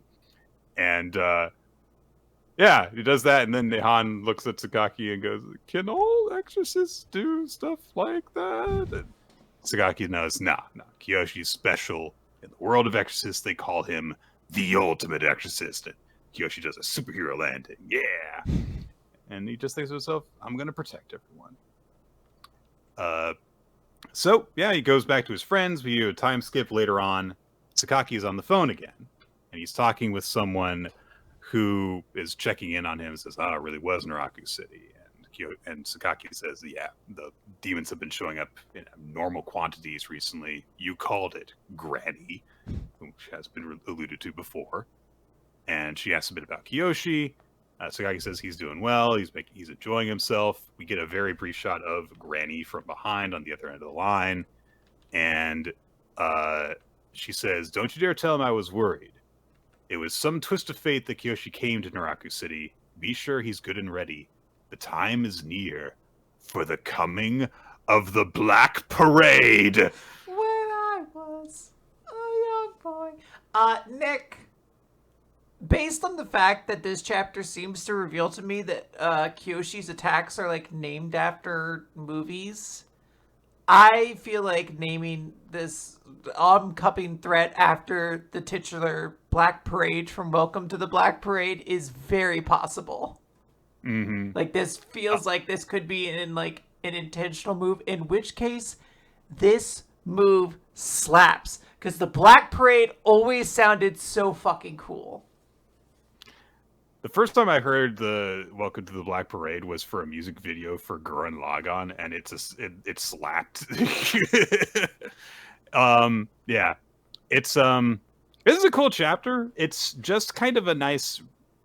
We saw Kiyoshi very early on in the series, lose, like because he did not handle the situation well, and he just kind of like got beat up for all of it. So this is a reestablishing of like, hey, remember, this guy is very, very strong, and we want to reestablish that he is the hero. You can't have moments where the hero picks themselves back up and gets to, regain their cool if they never lose it to begin with. Yes. And it's not like, he stumbled and fell and looked humiliating beforehand. That was, him making a mistake that was understandable, and getting out of it okay with a bit of help, and now reestablishing like, no, this guy is very strong and also very noble and cool.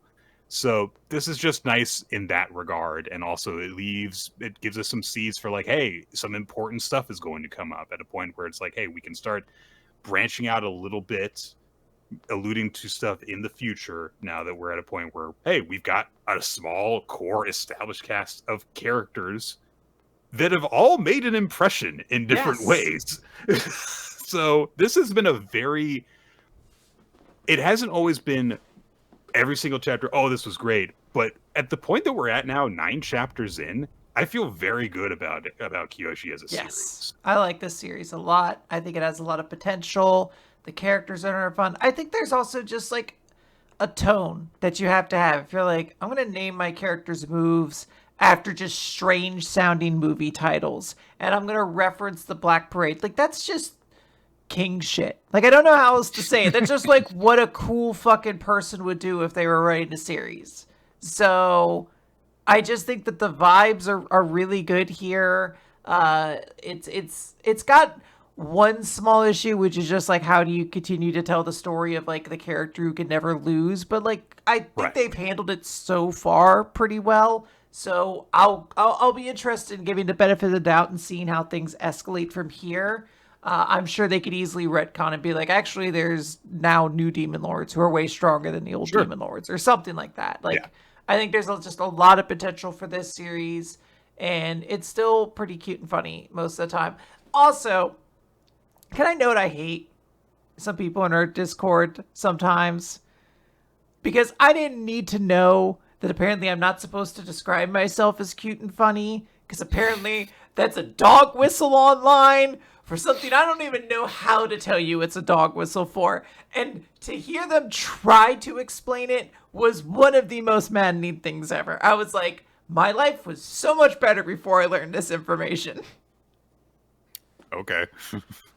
I've never had that problem because I've never described myself as cute. So I can't understand why you would have never in your life described yourself as cute and funny, Nick, because that's absolutely the truth.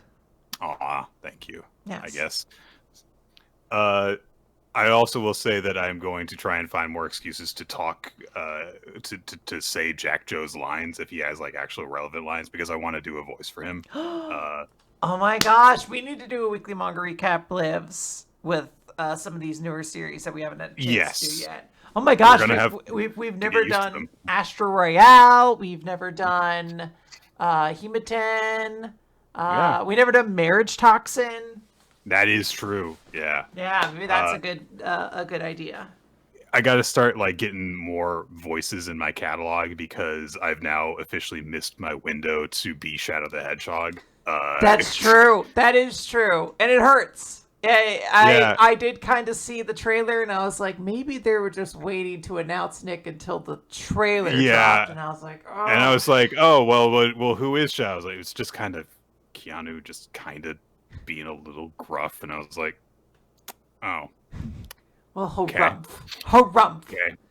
I would be okay with it if it were just like he's just doing a voice. Yeah. Well, Nick, can I ask you then? So when I eventually release my Sonic the Hedgehog movie, now I love the other Sonic the Hedgehog movies. I think they're excellent. I just think there's improvements to be made, especially why is Omega the robot not in the first movie two movies before they introduced Shadow, who is basically his only relevant connecting point to the rest of the cast. True. But the robot should be there for the very beginning in my mind.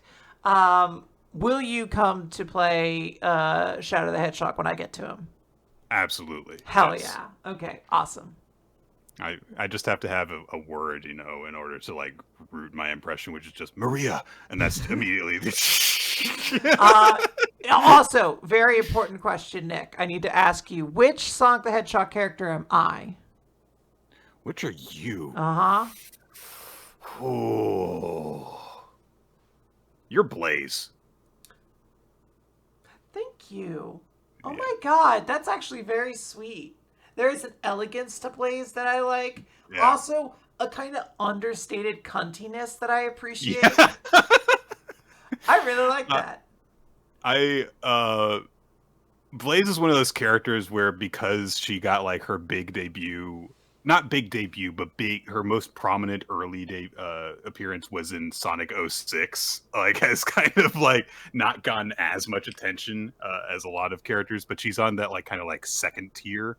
So she got to show up in the murder mystery game, And she's such a bitch in that game. She's so great. I love that. I do kind of like that she's a little bit of a bitch, and it's pretty good. She was in some of the comics that I read. She would like have like Oh, kind of like side starring roles or stuff like that. Like it was right. significant when she showed up in the story. So yeah, I think there's. I don't know if you could Plus, she has carry. fire powers, which is cool. That is So, very cool, and I appreciate that. Also, Cat Girl. That kind of feels mhm. yeah. There's something there. I think though, I don't know if you could sell Sonic 4 on Blaze as the post-credit scene alone. Mm, Like I don't know if she has that oomph, that gumption, that little je ne sais quoi that you need to get the yeah. audiences screaming. I don't know like what they would do for the next movie at this point because like it seemed like a fairly obvious progression up to now where Yeah, it's like what do you do for 2? Knuckles. Yes. obviously. Absolutely. What do you do for the next one? Shadow. Yes. Yeah. Yes. You know, big rival character, absolutely. Popular despite all the people who hate him. And as people have to realize, just like we eventually realized that like hating on Nickelback wasn't actually cool, and like if you're actually into this shit, it's actually kind of dope. Like it's just one of those things that like people got over in time, or if you haven't, you should. Right. But the problem is that after that point, like there is, as is largely agreed on by most of the fan base, a downturn in like the quality of the games. So then it's like, well, but what character should it be? Should it be like the guys from Free Riders? Should they be the big thing? I yeah, you can't do that. Jet and Wave and the other guy Crash? Was that it? I think so. I wanted to say Breeze, but I was like, essentially, you just say words that it might be a Sonic character at some point. Right. You're like, banana, ladybug, um, Good. I also feel bad that Amy is still not in these. yeah. I mean, I think the only real thing left to really touch on is like either doing like some of the older antagonists of like Chaos Metal or Sonic, Metal right? Yeah. Sonic is the big one. But it is kind of weird because you would do Metal Sonic after already introducing an evil shadow like Sonic the Yeah. Hedgehog. Like it doesn't work that same way. I here's my thing. They need to be more Sonic games. Their stories need to be more wild and stupid. We've been playing it too Mm. safe for way too long, Sega team. There's a reason why you haven't really created too many iconic characters since Shadow, because that character is just fucking bursting with personality. You think people give a shit about Silver the Hedgehog? No. All right, I get it. I like Trunks too, but I don't. I don't need Trunks the Hedgehog. Okay, you got to give this guy a little more something. You got to give it a little more juice. All right, they need to There's go back in the tank, and they need some more goddamn good characters, which the comics at this point are the only ones making. mm. All right, and that's your Sonic diatribe for the episode, everybody. I Yeah, think that was a this good one. this was a bonus podcast, right? Yeah, that's right. Okay. Let's do some marriage toxin talk. Chapter Holy shit! I didn't 99. realize we had never. I'm so sorry, everybody. It's okay. We do have to actually get back on the ball now at this point. Hey, so Ushio had her date with Garo, and now she goes to go and talk with that little girl that she was, protecting as part of her job. Her father, who is still recovering from his injuries, apologizes for, what he said before, saying like, "I made a mistake hiring you," and he says like, I'm sorry that I said that," and he bows to her and says, "And thank you for saving my daughter." And there's some little flashes reminding us like, hey, remember when Ushio went to all that effort to protect this girl before she went on this mission to stop the Fire Clan and stuff. And so Ushio, she reacts a little bit, but she controls herself, and then she says, "As long as you pay for everything, then there's no issue for me." Just she just kind of grunts at him. And so that's it. The Fire Clan's been defeated, and we get some narration that says that they took down the Fire Clan in the blink of an eye. The news spread like wildfire throughout the Specialist world, and we see all sorts of people reacting. Like the animal users that are all beat up, and the gun users and all that stuff. Cut to Garo's friends, who are having a meeting with that one guy from the Poison Clan who is really weird about him. I don't remember his name, but the guy who's really weird about Garo Yeah. I got a blanket on it too. Quiddo? I can't recall. I don't know why I assumed that was the name. Don't they call him old Quiddo? Oh, Quiddo. Quiddo Johnson. So they're there to about this and for a bit. Oh gosh, what is the insect guy's name? Because it's what's caterpillar? Shino. So Shino and Tsunagi it's are not talking. Shino. It's just Fuck. I'm a little bit of a stinker. That was the Naruto character this is based off of. They're talking a bit about that stuff, and they're like, hey, you know, they took out the Fire Clan and everything, and you know, so Tsunagi brings to the point of like, you know, if Garo was going to do that, I kind of wish that he would have, you know, like called us in instead of relying on Ushio for it. They don't know that he was doing it to help Ushio. So yeah, they're like, I wonder how they know each other. And then weird bi-toned hair guy comes in and says like, Sensei is away, and so I, Teraraki, shall humbly take over the duty of facilitating today's meeting. And he tosses out a bunch of pictures at them. And he says, the reason you've been summoned is to do with Hikaru-sama's potential marriage partners. You will be taking on some work. And it's just some pictures that have been taken of all 6 of the love interests, basically, that Garo has met and gone on dates with so far. All of them looking really happy in different contexts. And it's just like, oh, everyone being cute and happy. They're all having a good time. Meanwhile, Beppu is on the case. So this guy says, I've been taking time off work and I've been training in the mountains to perfect my strongest move ever, to mete out punishment to the bad guy who drove the Gun Clan into chairman to insanity, the Fire User. And I, the great Leo-sama, shall exact revenge on him. Prepare yourself, Fire User. Gets to the headquarters, and I don't know what he's doing, if this is a pose or if it's actually his move, but he does finger guns and goes blang, and the entire house goes boom, explosion of fire. And there is a funny reaction because, you know, Leo looks at his fingers like, runs away. And it's like, I didn't mean to do it, no! Of course it wasn't him. Yes. Just being a weird goofball in the wrong timing. Haichi is outside the burning compound saying that her father and Heisei, her surviving brother, are still in the house. And of course, Haibu was like devastated by his confrontation with Ushio previously, and he's just in a wheelchair now. And Heisei is there and has, you know, some of the essence that the Forsaken essence that causes, you know, immunity to fire to be diminished. And so, you know, Haibe just thinks like, oh yes, you resent me, you resent your own father. But then Haibe starts to laugh. Heisei rather starts to laugh, and Haibe goes, who are you? And some of the bandages on quote unquote Heisei's face start to peel off as they laugh.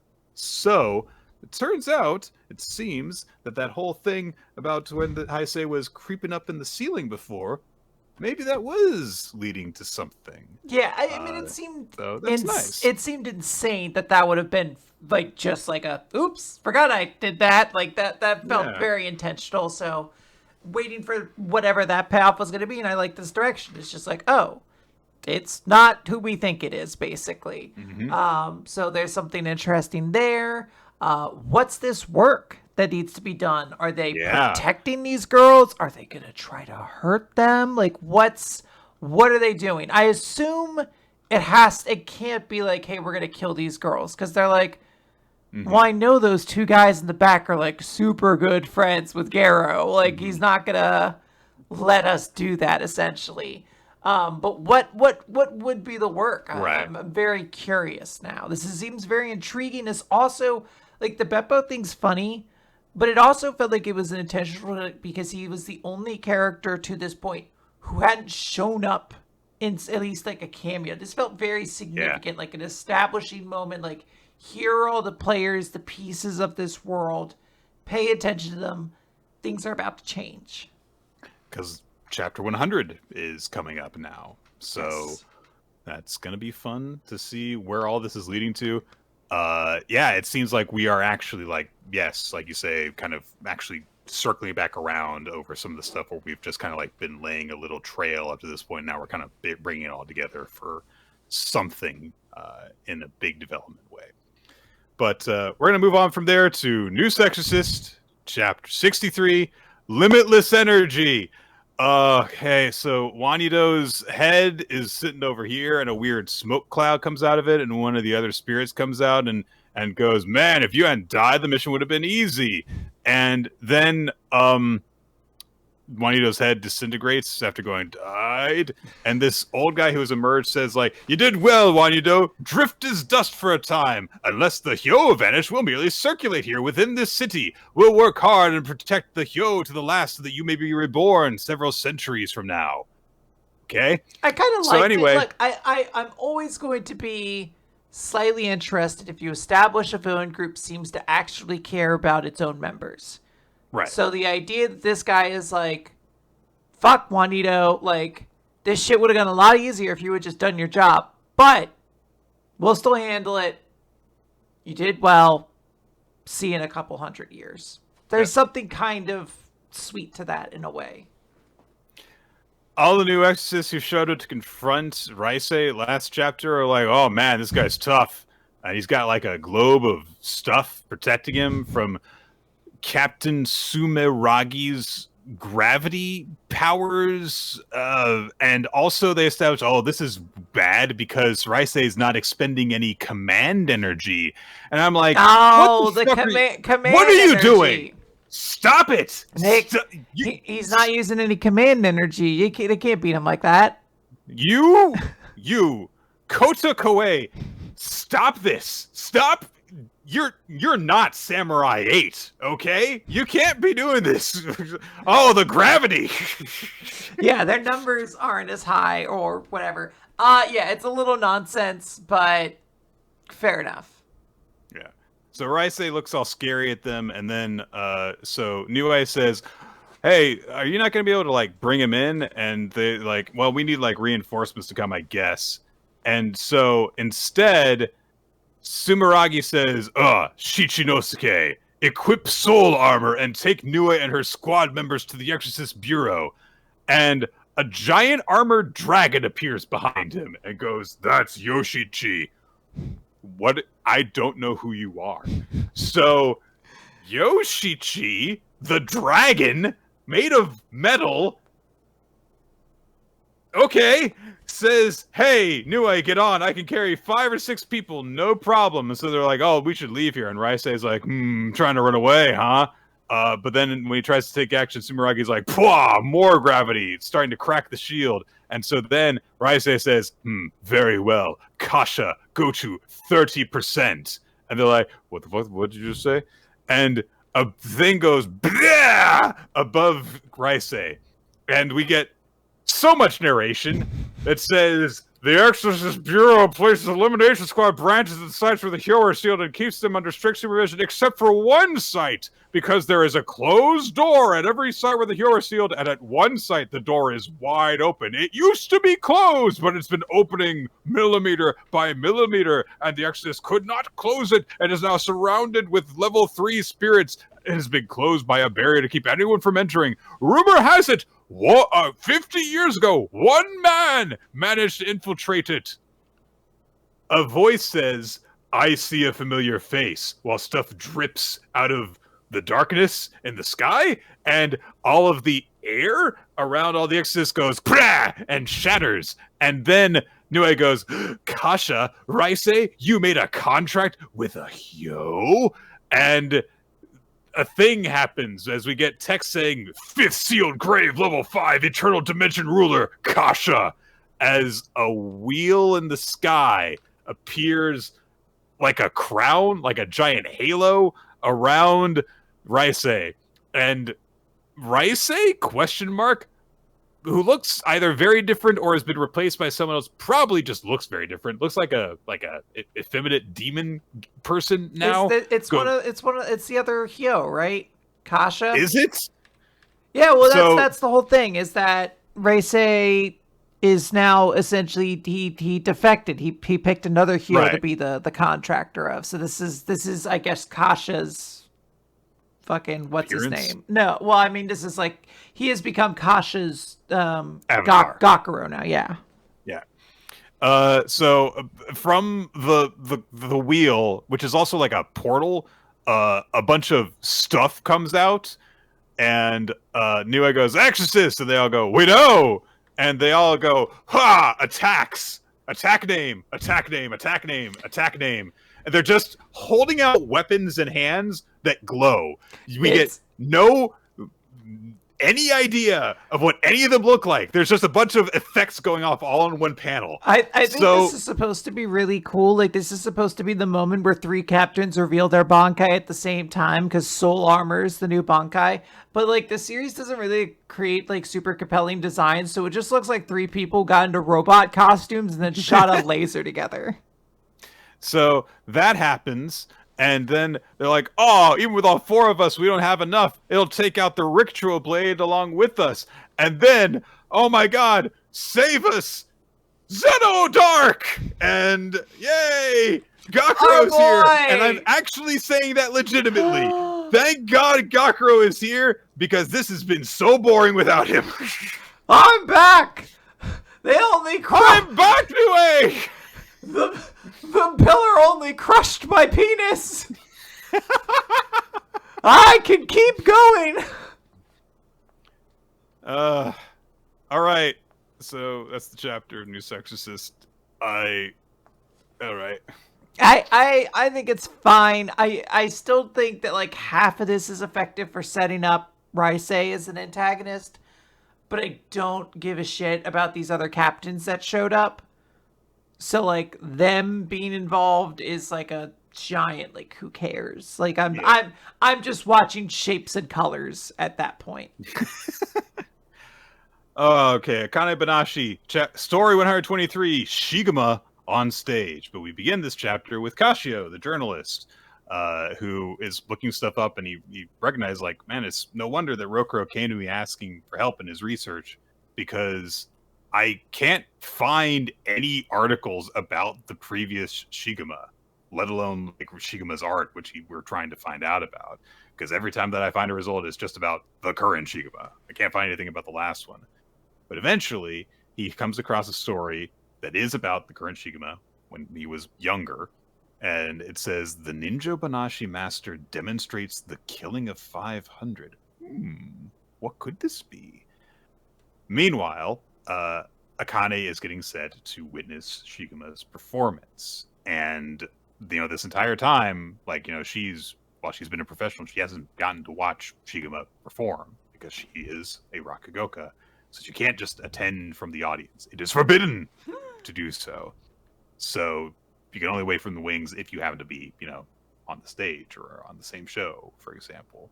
So this is going to be the first time seeing the Arakawa Archfar, the master of Ninja-Banashi, Shigema the Tearjerker, on stage.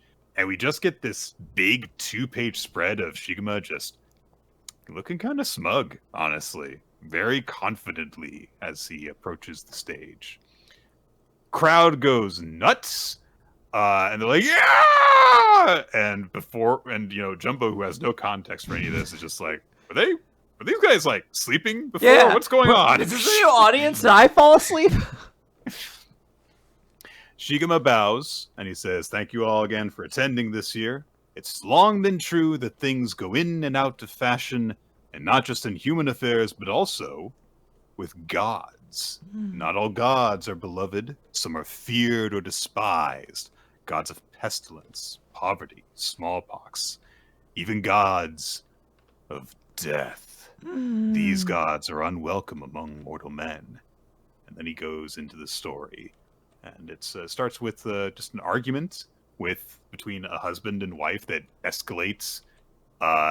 And it gets to a point where the wife, you know, is like, oh, go go hit your head on a block of tofu and die, which is pretty outlandish, of course. But the husband's like, yeah, every time I go home, she just gets on me for not having money and stuff.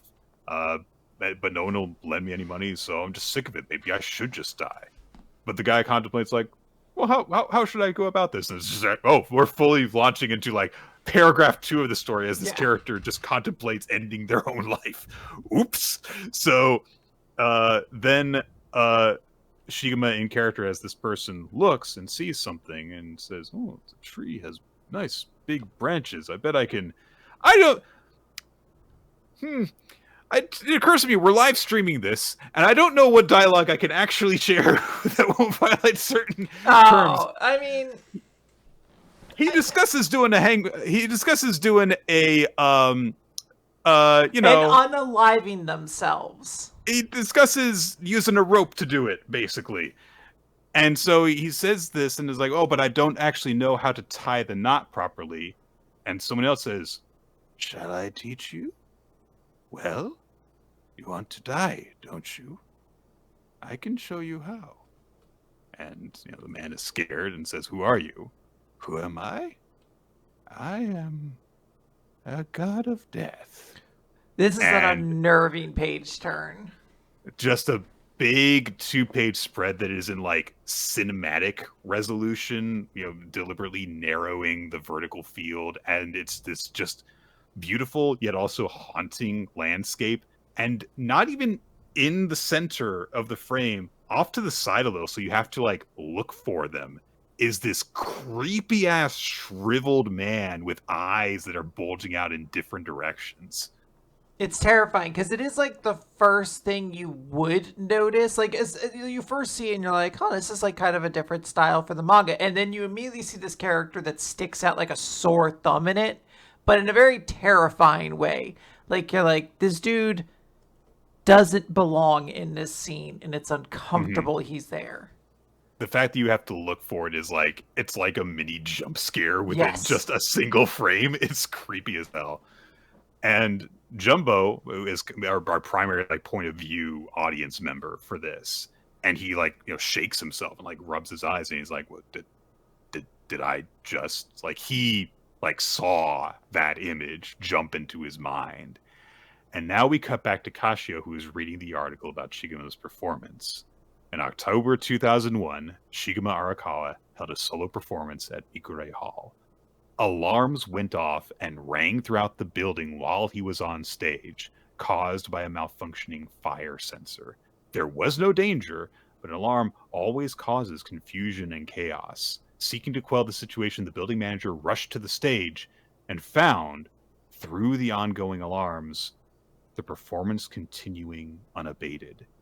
Despite the deafening alarms and life-threatening situation, the audience was entirely consumed by the story.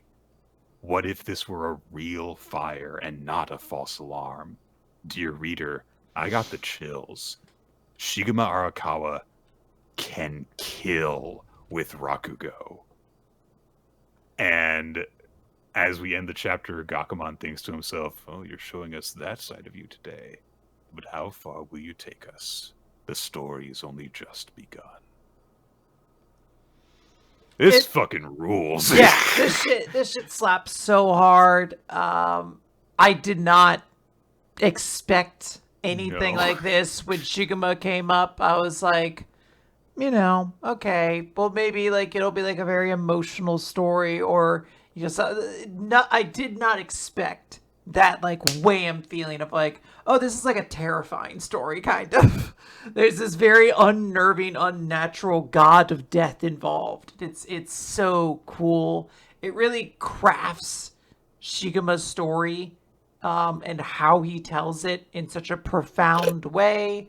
I love how the paneling is used to create cinematography very early on with like close-ups of Shigema's mouth or his hand movements. This like delicate precision is being played to his story, and I think it's just excellent for really defining what is going to, I think, be one of the most significant characters in this story. Oh yeah, this was yeah, we kept on going like, oh my god, we're gonna see Shigaba's thing, and then this happens, and yeah, just like you, I thought, well, I didn't expect that. I didn't expect that, we would go from like, oh, look, mentor grandpa guy, and how, all this stuff that he's done is this kind of like second father figure for Akane, really helping around and stuff. So this guy is dangerous. His Rakugo performances are dangerous and can kill people. Yeah. If you're not fucking ready, this shit might fucking tear your ass asunder. That's how I feel when I watch almost any horror movie. I've gotten better about watching them nowadays because I'm like, well, I'll calm down. I'll take some THC beforehand and kind of go in chilled out a little bit. But there was like a level when I saw Longlegs, that same level of like, I don't know how to feel exactly about this, but I want to go home. I don't like this. There's something evil in this movie, Nick. Evil. But this is. I mean, it's incredible. It's great stuff. Yeah. All right. Let's wrap up Weekly Manga Recap this week with One Piece Chapter 1124, Close Friend. And we're continue Yamato's adventure. He's traveling through the city or the countryside. And he just protected a young traveler from bandits. So Yep. it's good stuff. An abduction, actually. Oh gosh, much worse. So we open on Big News Morgan's floating airship as he is cackling away at how excellent this is for the newspaper industry. People are gonna panic. It's great. Yeah, this dude is straight up like, the world is in a complete uproar. I'm gonna sell a ton of papers, and Vivi quickly kind of corrects to be like, Vegapunk spoke of hope as well. Like, he spoke of a dire situation, but he also spoke of helping people. Like, there was an idea of optimism, and Big News Morgan's kind of like, fuck you. I'm just gonna write my shitty newspaper. I'm gonna do all my sort of stuff. And he and Vivi just kind of get into a fight about it. They've got a good dynamic. Yes. Definitely. I love what she refers to him as a falsehood amplifying albatross. It's a great line to drop on somebody. But there is also the undertone that's just like, Vivi can't give him too much attitude because they don't have somewhere else to go if Morgan kicks them off, basically her and Wapple. But at the same time, Vivi's also like, look, I'm sure, because if the world's going to be destroyed, I don't expect to live through it anyway. So if the end's coming, I'm going to kind of be a little bit, passionate about my way of doing things anyway. But, Morgan couldn't care less. He's already thinking, he's like, which one of the giant headlines do I lead with? So many. Blackbeard versus Law. Red hair, Shanks versus Kid. Luffy kills Vegapunk. It's all crazy stuff. Yeah. Cut over to the Navy battle fleet outside of Egghead Island.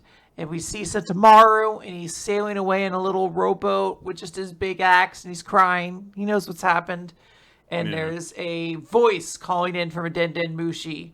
That's, Sakazuki. He's like, come in. Is everybody dead? What's going on? Come in.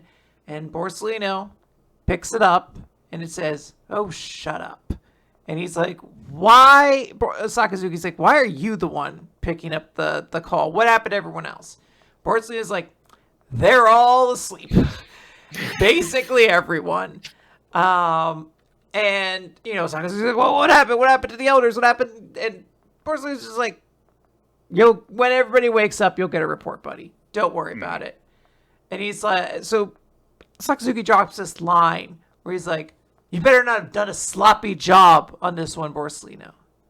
And Borsellino is just like, hey, Sakazuki, why don't you tell me something? Have you ever killed a close friend? And we see a little bit of this flashback, this very condensed version of Borsellino's relationship with Vegapunk, where he met him originally. He was apparently the person the Navy sent to go try to recruit him. And Vegapunk saw through it immediately. He's like, you're not arresting me because I'm doing anything. You're arresting me to get my knowledge. So just tell me how much you're going to pay me, basically. I can see where this is inevitably going. But that led to Borsellino spending time with him. And then eventually he, even as the rank of admiral, he's the one who's still like going around and helping them build Egghead Island and spending time with Bonnie and Kuma and Sentamaru. And it closes in, on him swinging his sword and piercing Vegapunk through the body. And there's a shot of Vegapunk's body hitting the ground, reflected in his sunglasses. Mm-hmm. And we cut back to the present, and he's screaming, "You want to know if I did a sloppy job, Sakazuki? If you have time to sit there and doubt me, then come over and see my handiwork for yourself, you ungrateful brat." And Sakazuki says, "I'm sorry, brother." Porcelina's like, "Don't even." Great scene. It was a great moment for him. Just, it's like, fuck you. I did my job and it killed me to do it. Very humanizing moment for him. Obviously we had a lot of impressions of like, oh, it seems like he gets along well, while we saw Bonnie growing up a bit. But to know how much he really did care about that relationship and have it all come home in this one big explosion is very good. Yes, I liked it a lot. I like Borsellino getting more character development. There was always like the interesting thing that's like, oh, Sakazuki was the super aggressive one. Kuzan was like the super cool, relaxed one. Borsellino just has this sort of interesting interpretation of like lazy justice. It's kind of hard to exactly pierce it. When this fracture happened within the admirals, it was like, oh, Borsellino sided with Sakazuki. Well, and I mean, not sided. He wasn't there, but he stayed with them. He didn't defect or anything like that. Unclear justice was Borsellino. So there's this very interesting thing of like finally getting a little bit more about him. And it also kind of paints the fight that Sakazuki had with Kuzan in a different light as well. More like a fight between brothers, it seems. Yeah, there seems to be like an actual real connection between these admirals. So I like that a lot. I thought it was a really cool scene. Mm-hmm. Cut over to the giant pirate ship, but specifically to the Thousand Sunnies sailing alongside it, where Frankie, Jinbei, and Zoro are hanging out, which is like a very... What a trio. What a fucking dope-ass trio of characters to be hanging out. And Frankie's wearing his cowboy hat. As you do. And they're basically noting how everything sounds quiet from the other ship, because I guess they're done partying now that everybody's had a couple drinks. But Jinbei is noting, he's like, I didn't think Luffy would feel so down. I know we didn't fulfill our goal of getting Vegapunk off of, the island, but... And Frankie comes in, and he's just like, look, we had the Elders, we had the Navy Admiral, we had Borsellino, we had CP0, we had the Seraphim. Like, it's fucking absurd that we even made it out of here when you think about it.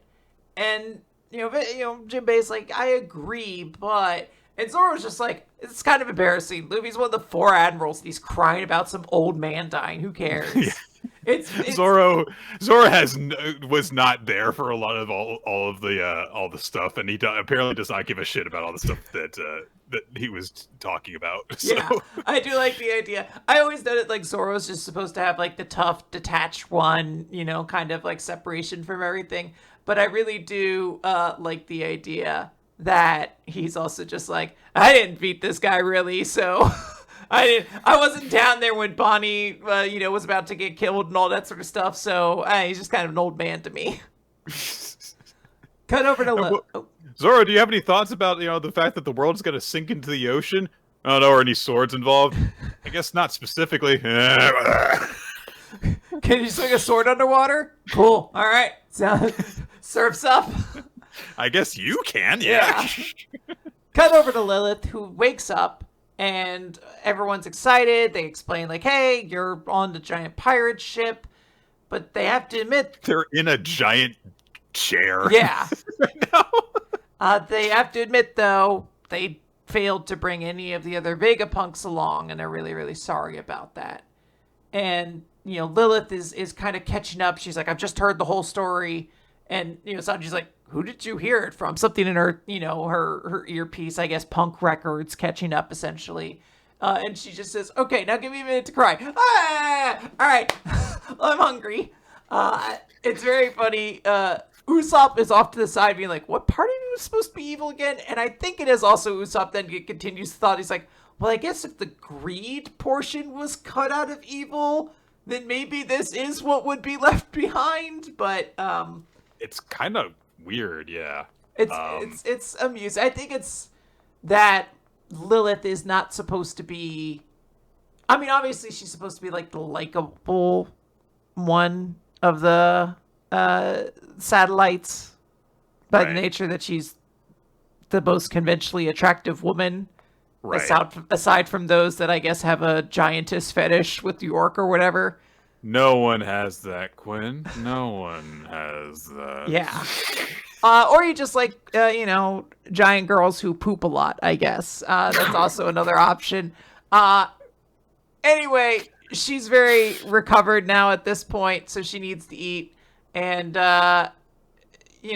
Brooke gives a warning like, oh, I don't know if you want to go up there. It's kind of sad up there. And Luffy is crying as he just deep throats grapes just one at a time.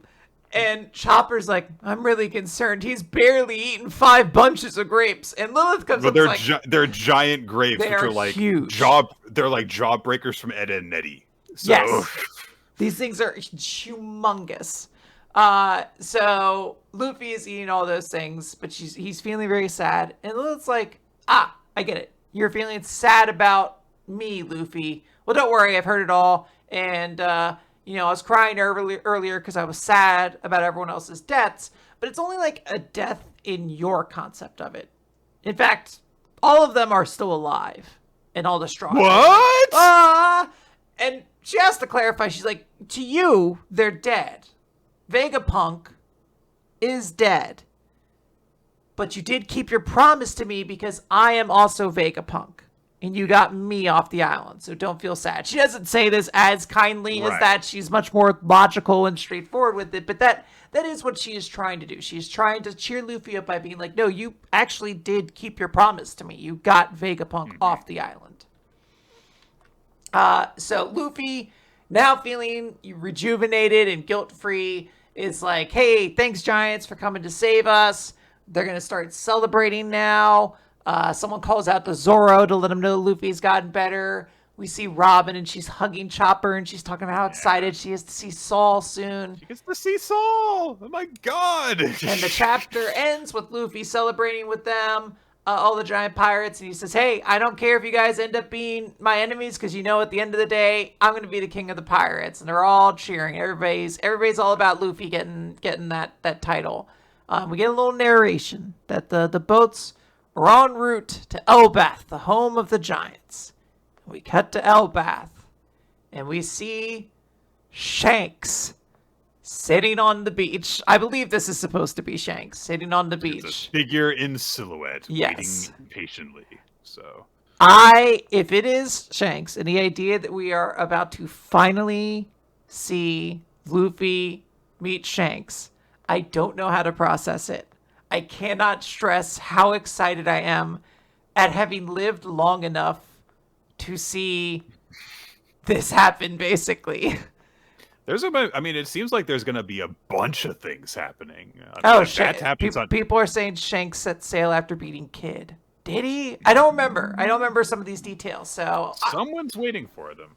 Yeah. I don't know if that specifically is going to happen, but even without that, you've got, Usopp's going to go to the land of the giants, and we've got Robin's going to see Saul, and it seems like there are some things that, like, hey, you've been waiting a while for this to happen because this character, has wanted or could really use this in their life, and it would have deep personal meaning for them, and they're just kind of going there.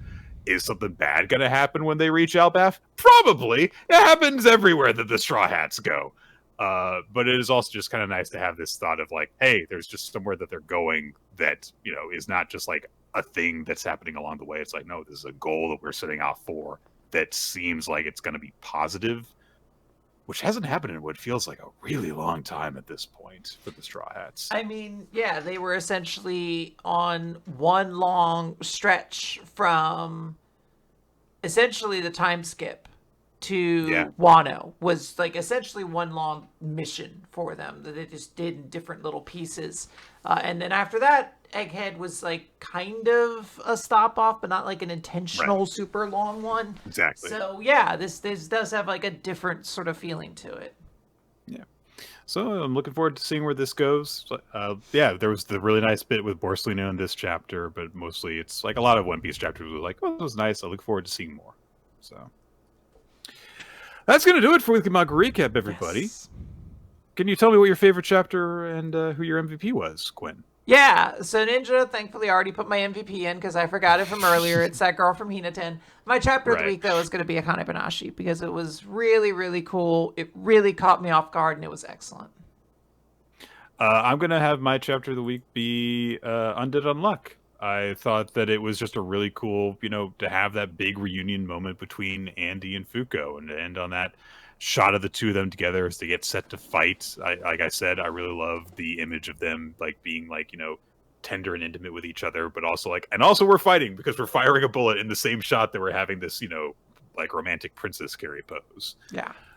My character of the week, my MVP is going to be Kiyoshi. For getting back on the saddle after everything, having that big moment where he says, I'm going to be a cross paladin because I want to protect everyone, and then, hey, check it out, I'm strong.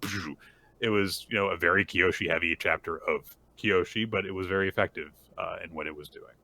Yes, really, really good stuff. The audience, by the way, picked Undead Unluck as the chapter of the week and Shigma as the character of the week. So super good picks. I think there were a couple good picks for both options here. Despite this being a week with a lot of a less number of options to choose from, this was still a pretty strong week of chapters. Yeah, we had quality, not quantity. Yeah. So, yeah. Guys, that's going to do it for Weekly Manga Recap, and we want to thank you all for joining us for the show. We recorded here on twitch.tv/RoloT, normally around 7:30 to 8 Eastern Time. We also have Discord that is linked wherever this gets posted. Participate in the community, talk about the chapters as they come out, talk about the recommendation that we take. More on that in a minute. And all sorts of other fun stuff. You can also use that to find the Google Doc, which is maintained by the aforementioned Ninja X3i, where the MVPs and the favorite series are logged, and the recommendations for future series. You can put a note on there for what you want, and also vote on year-end rewards things if you want to do that. Sorry, we get a little bit. Yeah, no, absolutely. By the way, I know Nick is also going to talk about our Patreon in a second, and I wanted to say, while I remembered it, that a bonus podcast went out recently where you can listen to myself and Nick as I explain to Nick all of the joys of reading the 60s era of the X-Men comics and the wild stuff that goes on in those issues rather. Yes, and how much of an angel stan you are. Yes, basically. I am an angel stan, and also I'm very flabbergasted how often the X-Men just fought giant robots. Okay, it happened a lot. Yeah, even without the Sentinels, it was a lot. Yes. That is on patreon.com/weekly manga recap, by the way. We are also on YouTube, youtube.com/weekly manga recap, where you can see video versions of the show, which include opening sequence by Malajack Stillitz and Winston Cheddar. And occasionally there's also title cards done by Steve Mann. Search for his work by searching for Steve Mann art. We also have an audio version, of course, posted on weeklymangarecap.podbean.com. It's on all the podcast feed type places as well, Spotify, iTunes, etc. And that brings us to, guys, it is a special time of year. This was the last episode for the month of August, which means that next week will be September 2024. And every September, we do something special. We put ourselves through something special that we like to call Sadistic September, where we pick a series that we think is not going to be fun, and we put ourselves through it. Quinn, why don't you tell everybody what we're going to be doing this year? Yeah, it's my turn. So usually with Sadistic September, we have a couple different, things we try to keep in mind. For a very long time, they were like, sort of iconic series that we had complained about on the show over the years, Air Gear, Prince of Tennis, Codebreaker, stuff like that. We've reached a point now where we've kind of exhausted most of those major options. So I was considering the idea of jumping to something newer that I think we all knew we would dislike, but we held off. Nick smartly held off because he thought part of the joy of Sadistic as September is going through this whole awful series. And the series that I was newer is still currently ongoing. So maybe it'll be one for the future. But there was one more series that I read as a kid that ran for a decent chunk of time that I remember being pretty bad in retrospect. So, with that said, we're going to go back in time. We're going to go find the Flame of Rekka guy again, because this time we're going to be discussing March Awakens Romance, aka Mar, the series that is one gigantic battle tournament, I believe. So look forward to that, everybody. That'll be in a few weeks, and occasionally, maybe as we are reading our way through it in the coming month, maybe we'll occasionally just drop a note about how much we don't like doing it. So it's coming. Sadistic September, baby. Look forward to it. Yeah, I'm looking forward to discussing some real garbage. Yay, get ready, everybody. Goodbye. Bye.